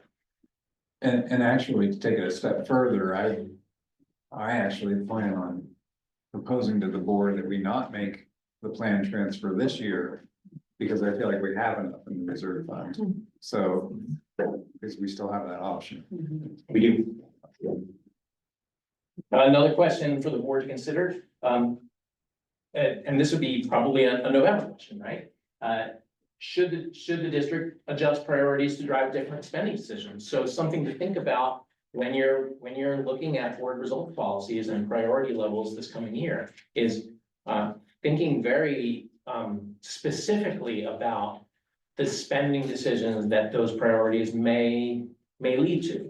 And it might be something where it may not even change your priority levels, but it may be some additional discussion and additional direction to say, okay, we're setting this at a high priority, but this is what it means to us, dollar wise, right? We value this, but it's not a blank check, is what I'm saying. And then the fourth one that I identified here is more of my question back to the board and for board discussion. Would there be other data or input that would be helpful to the board before approving a proposed budget, right? For adopting, I should have said, a proposed budget. Does your 5-year model include future capital expenses on? It does, Yeah. yes, out of the operating fund, the general fund. The big, capital, expenses, the capital outlay, from general fund are physical books, IT equipment for refresh and for growth. As we bring on new staff, there's gonna be an attendant additional amount of computers, for example. And then the third one would be, facilities, capital outlay, things like as furniture breaks over time. And we have to, if we can't repair it and fold it into repair costs, we buy new furniture, that would be a capital outlay. Yeah, if we decided to expand the fleet for additional services, that would be another capital outlay. Although that might actually come out of a reserve fund expenditure too as a project. I know I care about where we're at in 5 years. Yeah. Knowing that we don't know that, knowing that this is a conservative estimate, knowing all the things, it's always my goal to in 5 years be wherever I want to be. Yeah. At the end of that 5 years. And so I feel like, that's kind of what's the most important thing to me when I'm thinking about the decision we're making today. Yes. Yeah. I can tell you that I don't think anybody in this room wants to be here in 5 years. For sure. Yeah. For sure. This is just where the model says, if we continue steering the ship and not turning the wheel, it will go to a place that we can't be, right? So obviously there are decisions ahead of us. I'm reminded of the way that Paul Volcker, who was a Fed chairman, described his job once. He said, "My job is to take the punch bowl away." And I don't want you to feel like this is taking the punch bowl away. There are still services and materials and just the things that we are envisioning that we can do with our buildings. We can do them. We just have to be very strategic in these next few years as we open Central and Downtown about how we do that and what we commit ourselves to long-term, beyond that annual, right? In an annual budget, you can look at that and say, oh, things are okay, and not realize that if you're committing to year over year over year of something, this is where it takes you. Yeah, right. Well, yeah, I mean, we could easily in next year's fiscal 26's budget, say we're flying high, it's great, Right. spend it. And then next fiscal year, we have all those new positions that'll be coming on board. Yes, exactly. And then what? So, yeah. Yeah, like even if this, and I say this is a conservative estimate where this lands in 25, 26. Even if this comes up higher, even if the whole model just shifts up, all that's done is transfer the decision point by a year, Yes. right? So we still need to be really strategic in these next few years about what we can afford and the timing of how we commit to that and how long we commit to that. I will say, working on the budget right now, what I am doing is trying to stretch that timeline out. And because knowing that there are some painful adjustments we can make right now that we feel it, but it saves us from having some really painful decisions. And actually, it's minor things that we can do to adjust. So right now, so I will highlight before we go into doom and gloom. If you look at that roller coaster, we're right at the top of it. Yeah. So we're in really good shape. We're at the highest amount of money we've ever had Yes. in the history of this library. And we're just trying to make sure that downward slope, we just want to even it out a little bit. Yeah. So that'll be the interesting piece. And right now, Robert's operating on the every time I change a number, he has to go and adjust. Because I've been working very hard. That's why we opened an email from Tuesday afternoon. To get this presentation. Yes. But it also interesting, and we'll look at it in a minute, because Robert has done this the last 2 years. But it'd be really interesting for you to see Well, what did we show in the last 2 years? Yeah, so I did, those are still hidden, so if we step out of the presentation, I can show you those. Save discard, I did a little draw there by accident. Okay, so, actually, I wanna go back to this one. Sorry. And then, all right, so this is the model I just showed you. So if we go back 1 year, keep your eye here, this is actuals versus where we projected, right? And you can also look at that trajectory as well. Here, I got it. Okay, so that's the year that we thought we were going down by a modest amount, and in fact, we leveled off. And like I said to you, I mean, essentially, the decision point was a little bit further out. The reason it was further out was because we didn't have yet as clear an idea of what staffing needs would be for downtown Bend, because we were modeling a smaller staffing profile for Redmond than what we ultimately ended up determining we needed in order to maintain level of service at Redmond. And so this model had fewer positions modeled even at Redmond than what we ultimately hired to staff appropriately. So knowing that information in this year's model, it increased the number of new staff positions at downtown Bend. And again, that's all based on that assumption of level of service. And so that's obviously a place that we might look if we decided we needed to change trajectory. So that was last year's model. Now, again, going 2 years back is the first year I produced the model. So now look at this one here. Boy, we thought we were going way down, and in fact, we ended up almost the opposite swing in terms of the actual versus where we modeled it.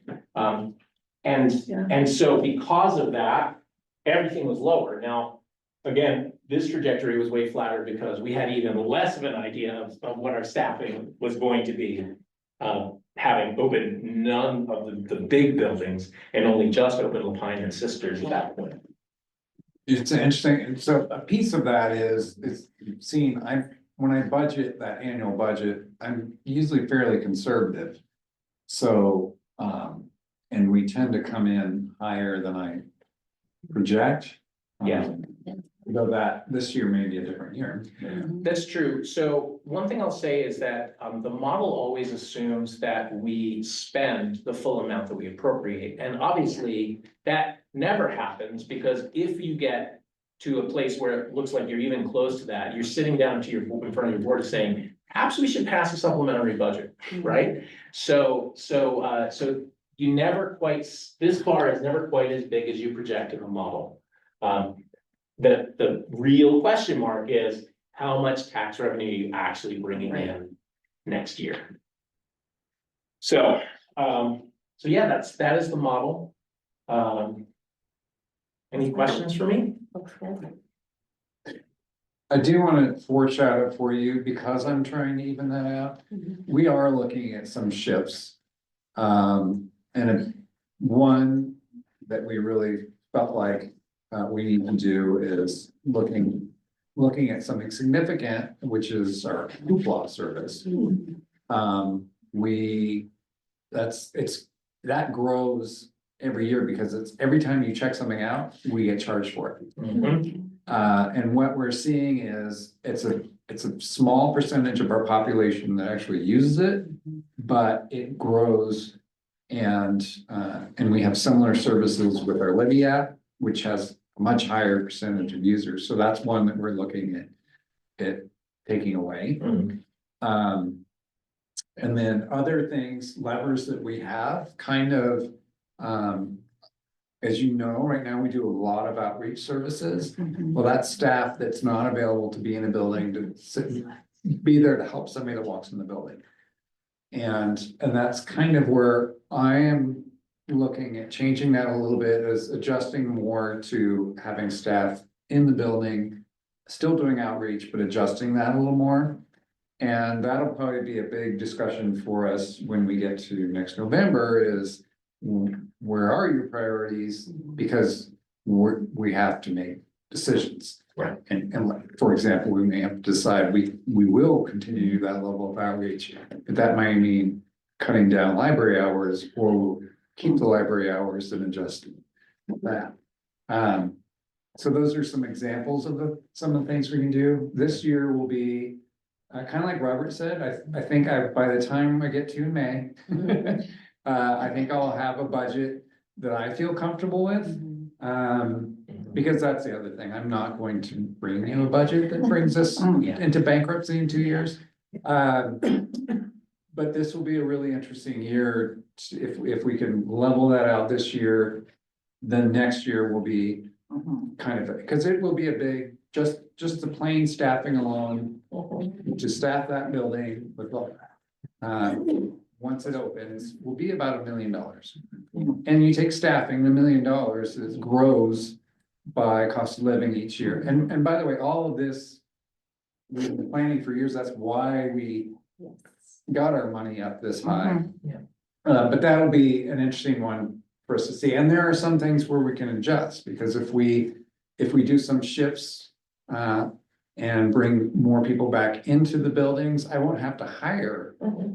I won't have to get $1 million more into the staffing budget. I can adjust people in there. That's right. So there are definitely things we can do. This will be a really interesting couple of years for us. Like I said, right now, some of these, we can make the decisions that we're not thrilled with, but are not that painful. As opposed to getting to some point where we're really looking at where we're slashing. So one other thing, which Robert had a good point, just as a reminder that the 2008 recession, the Great Recession, that was a housing crisis. And so property values plummeted. We don't know what some other type of recession will mean for us, because we could be in a recession where there's high unemployment, but for some reason our housing prices stay the same or go up. That's right. As Robert was saying, we did kind of have a recession called COVID, where the opposite happened. Property values soared. So anyway, those are some pieces that obviously we don't know. Recessions are just a big mystery box. Anything could happen. Sometimes it would hit you in revenue, and sometimes it hits you in expenditures. Sometimes it doesn't hit you in either. Sometimes it is you have a deflationary kind of trend in terms of costs of goods and services. And then the property levels, or property taxes don't really go anywhere. So it depends on what screwed up the economy this time. Well, then I think it also, depending on what happens, that informs what services we're called upon Yes. to give to the public, I mean, like what is the demand, what is needed by the public, and what can we do to help? So That's exactly. yeah, so there's a million questions, but this presentation has just been excellent in having us think ahead, because I'd much rather make small adjustments now than dramatic adjustments later that are going to shock and dismay people. And we need to be thinking ahead all the time. So it's kind of like keeping an eye on the present and keeping an eye on the future, and, landing someplace in between. Yeah, and I will say one caution I have is we don't want to be so conservative that we push that number out so many years, and then if you look 5 years from now and we just kept going up in money, Right. which means we're not actually serving people. That's right. So that's always a fine balance. Right. We want to be putting that money to use and really giving people excellent services and doing all we can do, but being smart about it. Okay. Very good, thank you. Thank you. Yeah. Okay, so I think I've got the next one too, and this one's a decision. Yes. Now that we scared you into spending, because Yeah. Yeah, now I'm gonna ask you for some money. I will say that this one is not your typical review of a procurement decision. It follows some of the same process that we normally do. But there is one major thing I wanted to highlight right from the beginning, and that's why I led with it in the memorandum. And that is that with the ending of our current janitorial contract at the end of this fiscal year, we would typically go out for a formal request for proposals and then bring a decision following proposal review to the board for award. Because the level of expenditure is well above that 250K threshold. But in this case, Oregon law is providing guidance that supersedes our procurement procedure. So there is a state agency mandate that our legal counsel has advised us applies to the district for us to contract with a qualified rehabilitation facility through a program called Oregon Forward. And I gave a link here to that program if you want to check it out. Anytime there is a qualified provider of the service or good that you're looking for in your county, and they can meet our specification and deliver it in the time that we need it. So it was like a good that we were purchasing. If they said, oh, we can give it to you, but it'll be 2 years, we don't have to work with them. But if we gave them a delivery date and we told them what we needed and matched our specification, we had to choose them. If there's multiple qualified rehabilitation facilities, you can do kind of a parallel RFP process where you ask for their bids and their information, and then you make a decision between them. However, in this case, there is a sole provider in Deschutes County that is in the Oregon Forward program that provides janitorial services in the county. It's a company called Pathway Enterprises.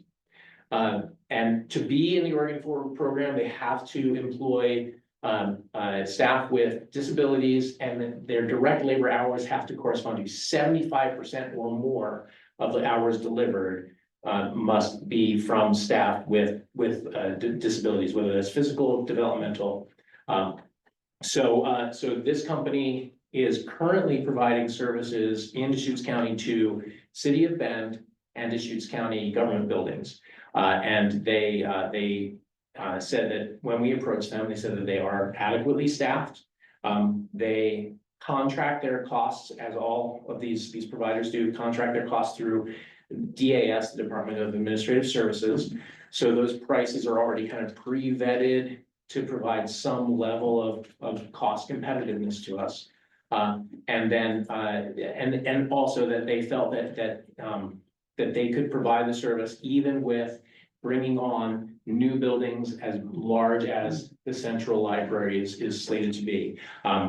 They said that their current square footage between Deschutes County and Josephine County is where they operate a lot of their other contracts.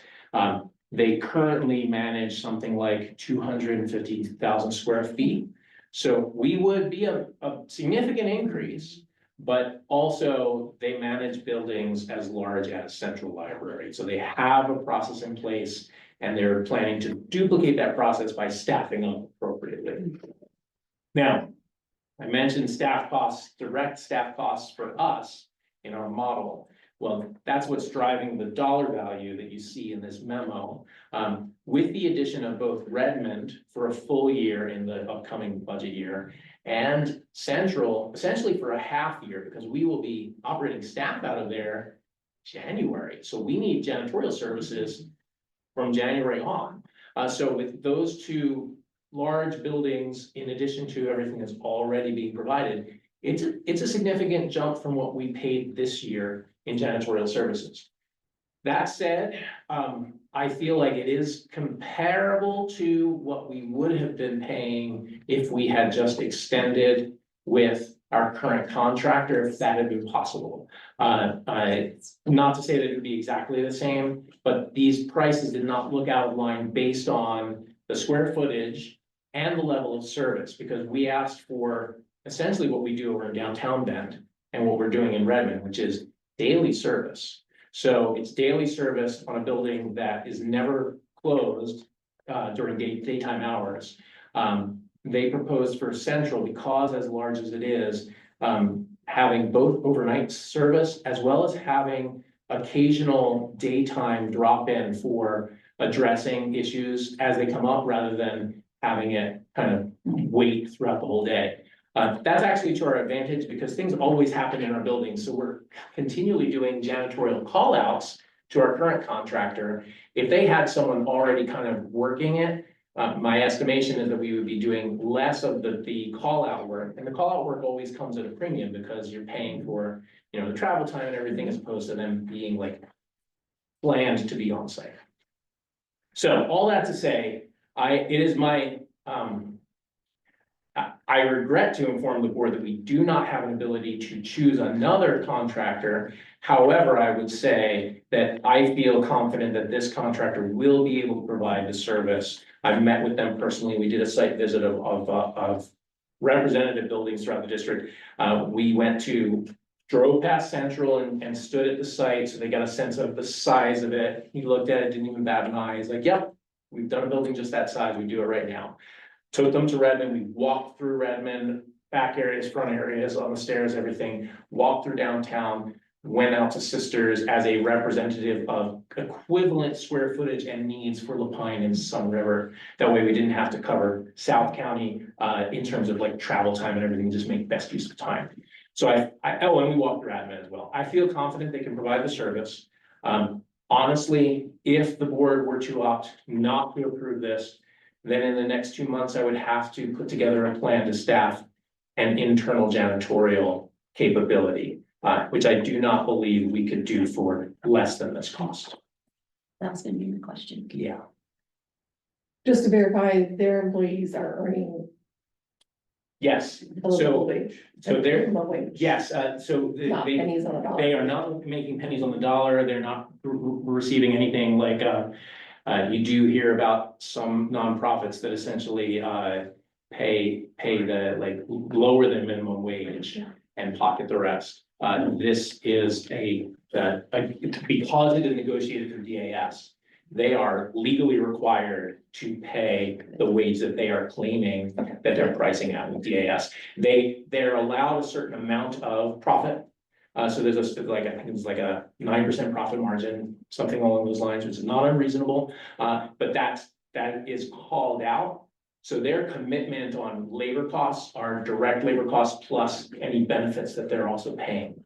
And those did look like they were market competitive for that job class. I can't speak to whether it's a livable wage in this environment in Central Oregon, but they definitely seemed like they were providing them a competitive wage. Yeah. And is it just an annual contract that you sign with them? Or is it? So in order to have a certain level of stability of service, and also because unless they go out of business or decide to stop working in the county, every year I'd be required to contract with them anyway. We're doing a 3-year contract. Okay. So that 3-year contract, what we're asking for from the board is authorization to negotiate and enact that contract up to 2.7 million over 3 years. And the reason why that's more than just 3 times the amount in this memo is, remember, this price for fiscal year 25-26 includes half a year of Central and half a year of downtown. The following year, we'll have a full year of Central and almost a full year of downtown. And so the price will go up in year 2 and then should remain roughly stable for year 3, other than any cost of living increase that they have to do in order to have DAS approve their wages, right? So that every year they have to contract back with DAS to get approval on their rates. And so that it could increase over year, and I'm estimating that over 3 years, it should run about 2.7 million. And if it looks like at the end of year 2, we're on trend to go higher than that, I'd come back with a new authorization memo to the board. And then the other thing I should say about the contract is, again, knowing that unless there is another Oregon Forward contractor that sets up shop in the next 3 years in Central Oregon, that we'll have to do this again with them. I built into the contract 2 additional 3-year extensions so that every 3 years we can kind of do a market survey of working forward contractors to see if we have an ability to, at the very least, compete this and see where other costs land. One reason to keep it 3 years at a time is stability too, because this change from our current janitorial to a new one is going to have a certain level of disruption to our staff, operationally speaking. There's certain work processes and expectations that we've really come to like rely on with our current contract, because we've been with them for 8 years now. And so starting over with a new contractor, there's a certain amount of relearning how to ask them to do a call out. How frequently can you expect them to refill, you know, this or that or the other thing? We've got the contract says they're gonna do it on this level of frequency, and then there's how it actually happens. There's the fine tuning and the just making sure that we all understand what it is that's being asked for. So 3 years gives us a certain amount of stability between those periods of potential change. Do you happen to know if they are committed to hiring individuals from the communities that the buildings are located in? Oh, that's So an that excellent their question. employees are not riding buses overnight? Right. Locations. So while they're not providing a commitment to that, in my discussions with the person who put together the bid, they're kind of the business manager. The way that they're able to maintain costs and keep them low is that's their tactic. So Okay. it's not so much a commitment as much as it makes good business sense for them to make sure that they're able to have South County residents servicing our South County buildings rather than, you know, hiring somebody from Sisters or, you know, Terrebonne Right. to drive down to La Pine every night or every other night, and plus janitorial calls. Yeah. Yeah, okay, thank you. Okay, any other questions for Robert? Nope. Okay. I'd entertain a motion then. I move to provide the library director with signing authority up to $2,700,000 for the Pathway Enterprises Janitorial Services 3-year contract. Okay, I'll second. all right, thank you, Ann. Any discussion? All those in favor? Aye. Motion is passed. Okay, now we're on to the budget calendar, which I believe we need to readopt because we changed the date of the budget hearing. So just to make sure all our ducks are in a row. Todd, is there anything that you want to add to that? I just want to highlight that mine is less stressful and complicated than Robert's. It's always true. No, this has been, this has been quite a meeting for Robert. Okay, well, would anyone like to make a motion to adopt the revised budget calendar? I'll do that. I move to adopt the revised budget calendar. A second. Okay, all those in favor? Aye. Aye. Okay, motion passes. And then we come to the results policies. So did people have a chance to read those over and mull on those for a while? Any comments or questions or suggestions? Or do you feel like you're ready to adopt those?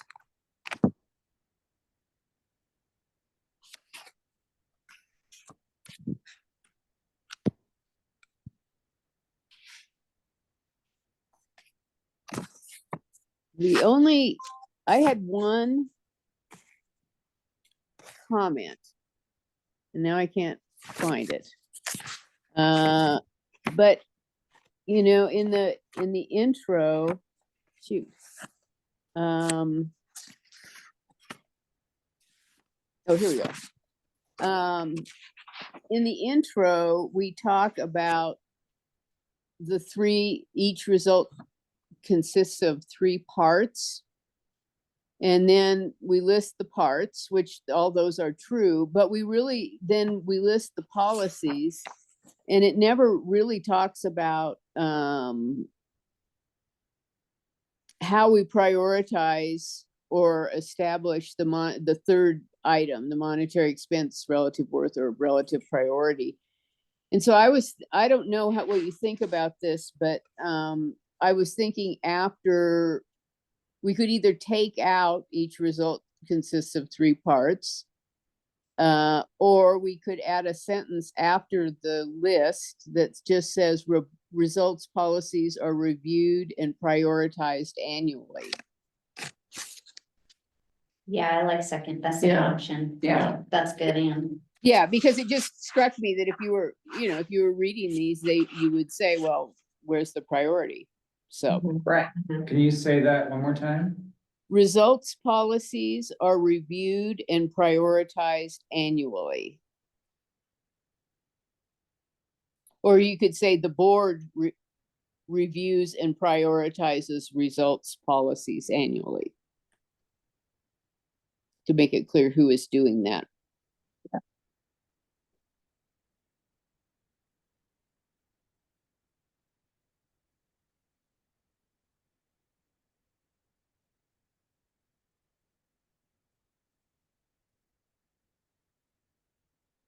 And you were suggesting that as a bullet underneath the monetary expense bullet? Well, not a bullet, but just a sentence. Oh, outside okay, The 3 bulleted lists. okay. I guess at the very. And I wrote, the board reviews and prioritizes results policies annually. Yeah, I think that's a clear statement. Yeah. Okay. Okay. Did anybody else have any other changes that they would like to see, or how are you feeling about these? I will highlight for you all that at any point, if you have misgivings a month from now and say, you know what, we should have changed the sentence, we have the ability to do that. So. Yes, so this is not cast in stone. Well, if you're feeling comfortable, I would entertain a motion to adopt these as amended. I move to approve the revised results policies as amended. Okay. All right, all those in favor? Aye. Okay, motion passes. Wow. We got through it. And now we have library news, so. Okay, library news, we talked about the sewer situation in Sun River. We right now are planning on closing for 3 days. Thursday, May 8th, which is actually an in-service day, we would have been closed anyway. And then we thought, they're doing jackhammering through cement, so we will continue that through Friday and Saturday, so we will be closed the May 8th, 9th, and, well, I made up some dates here. 8th, 9th, 10th, okay, I made up the wrong dates. Thursday through Saturday. And then the library opens up again on Tuesday the next week, so just that gives them time to do all the noisy things, dusty things without impacting staff and public. And we'll have more information as we have time. It actually, the whole process will be a couple of weeks, but that will be the significant impact period. So it was nice to get that in a couple of days. Yeah, to be clear that the restrooms will be out of order for the duration of the project, and we'll be providing additional outside. Okay, good. It's Mother's Day weekend. It is. Okay. Yes, so stop reading, focus on your mother. Yeah. Yes, that'll be our thing. A new media campaign. Yeah, really. I'm gonna quickly highlight, I'm gonna email this out to you, but I didn't want to email it to you and overwhelm you, but the city of Bend is, you may remember, they had this thing called Mufti a few years ago where they kept coming to us with, let's give them a tax break. Right. They've changed their tactic and now they're doing They're taking, for example, a plot of land where they could put an apartment complex and making that an urban renewal district. And so right away, they have 3 of them out that they want some comment from us. I've asked the gentleman that's leading this up to come to our next meeting, though we only have about an hour, so I'm really cutting him short. So I just want you to know that I'm sending you the information. Don't feel like you don't have to memorize it. Mostly you can probably get the idea of basically that's what they're doing. It's not like, usually urban renewal districts are a whole, like a whole downtown. Right, yeah. So just want you to have that, and because I may have to cut his presentation very short to see if you have any questions. The reality is, as a special district, we don't have much control over this. If the city, which they should already be on board with this, gets one other agency like a school district or the county on board with them, it really doesn't matter what we think. But I wanted you all to have to know, because it does have financial impacts on us. But And not significant. this information was presented to council last Wednesday, so if you're interested in watching the discussion, you can Thank you. see it, in the most recent last. Okay, council. thank you. That's useful. Yes, yeah, that may save us some effort. Matter of fact, if Yeah. Mhm. we have interest, I can really cut it short. Right. Also, because we mentioned it, we are looking at East Bend lease ends December 31st, but we have to start shutting down services before then. So right now, we're looking at November 15th is, I think it was the date. Yeah. For our final date. We still have some planning to do before we start announcing all that, but just wanted to give you a sense that don't expect the service to be there all the way up to the last day. Right. Do we have any kind of event Yeah. for the we're gonna have community for a that? goodbye A goodbye Yeah, party, Like a yeah. celebration of what the Yeah. building, how it served us. Yeah. Is that something that Retirement party for the The building. retirement party. Yeah. Yes, we're planning it. we are planning on doing something like that? Yeah. Okay, Yeah. okay, yeah, cool, very cool. That'll be fun.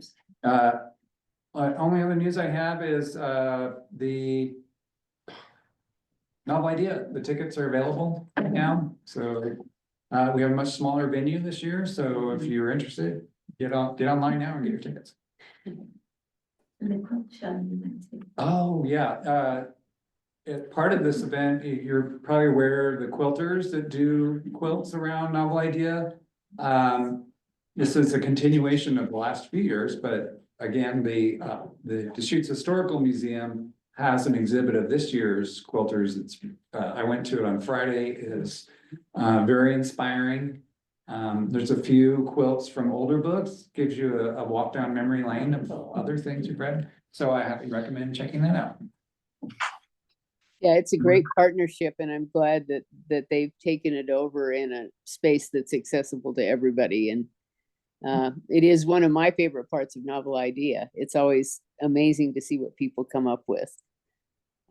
So I'm amazed they have time to read the book and make a quilt. Yeah.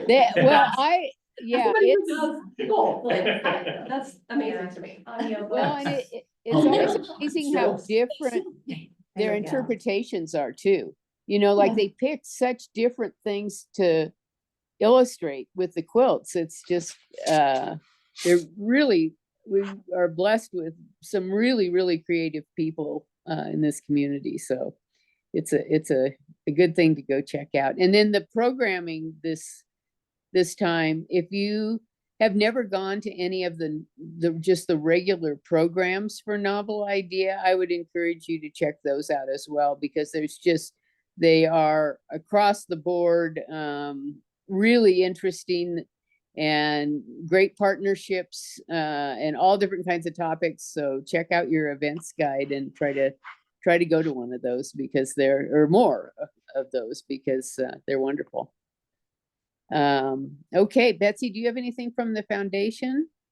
Well, I'm sure I'm gonna forget something, but we did just have 2 new board members join, so that's very exciting. Let's see, we're working on the budget for next year. What am I forgetting, Chantal? We did author out there. Oh, that's right. Oh, yeah. Don't forget that. Recent author event, and the final one will be next month. Yeah. And please remind me of the gentleman's name. Really? Lily Block. Oh, Really yes. loud. One of your Tower. pages. May 20. At the tower. Yeah, Yes, that's so that'd be a fun one. Yeah, That's my and he's a report. musician too, so it's fun. I just keep getting tickets, more tickets. So self-review of the meeting. Betsy, do you want to start since I can see you? Sure, yeah, let's see, I guess I would just reiterate what I said earlier, that it was super fun to go through all of the budget committee applications and just like see so many people be enthusiastic about participating. And I hope we have that problem every year from here on out. Yes. Yeah, thank you. Okay, Anne? I agree with Betsy, to have 9 people apply for, that one position and to go through their application. And just to read their interest and their support of the library system was wonderful. I've had comments from people in the community asking about how the library is holding up with all the pressure coming from back east from Washington DC, and it's very comforting for me to say that our library system is intact and we have the funding through the county library system, and so people are really relieved to hear that the library is going strong and we'll be able to maintain our level of services. Yeah. Erin? Yeah, I think we could have chosen any of the 3 Yeah. candidates and any of them would have been a fantastic addition. What a great place to be, what a great challenge to choose one. It's been really fun to be working with and interpreting for people in the community and up at the college and hearing people reference the Redmond Library and hearing instructors encourage students to go study at the library and really encourage participation and just be able to be kind of like a fly on the wall in the community and hear people go check it out. And also really thrilled to be able to partner with Pathways, and I'm pretty sure I know several individuals who work for them. Awesome. And so really excited that we're able to get them in the building. I'm really thrilled to have that. Yeah. Okay, yeah, I would concur with what everybody has said. I know that there have been fewer opportunities for employment for people with disabilities because some of the existing programs have gone away, and that really leaves a huge void in the lives of a lot of people, a lot of families, where that's their social outlet, that's their way to make money, that's, I mean, so those opportunities are super important, and it's great that this program exists and that we can take part in it. Yeah, and I really commend the selection committee for the candidates, and I hope we keep the names of the people that didn't get chosen, because I mean, I would be happy to have them on the budget committee in the future as positions become available. It was just a great crop of people. I really appreciate Greg's reports as always. I think we got a lot of good business done. And Robert, I really appreciated your thorough analysis. The ability to look forward, even with all those caveats, and the knowledge that we can adjust to keep ourselves out of any type of problems is good to have, but it also informs the decisions that we make now.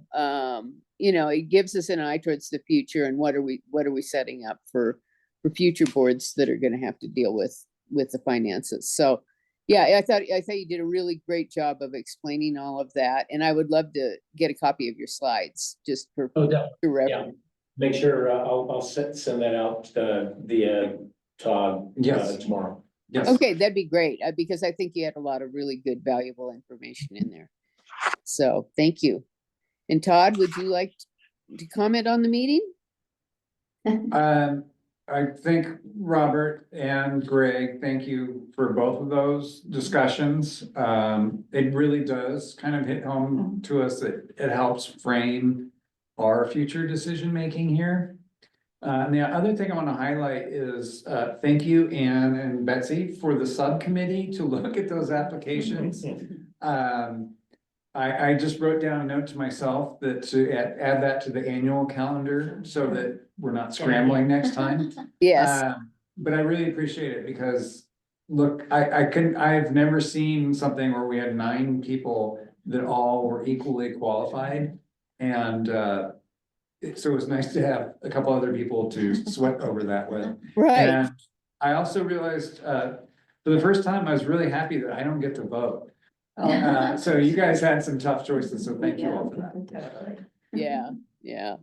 Well, I think it's been a great meeting and I appreciate the opportunity to get to hang out with my foot elevated. So thank you for that. And I will look forward to seeing you all at lots of library events over the coming months because we've got a lot going on. This has just been a great spring so far. So thank you, everybody. And with that, I will adjourn the meeting. Thank you. Thanks. Bye.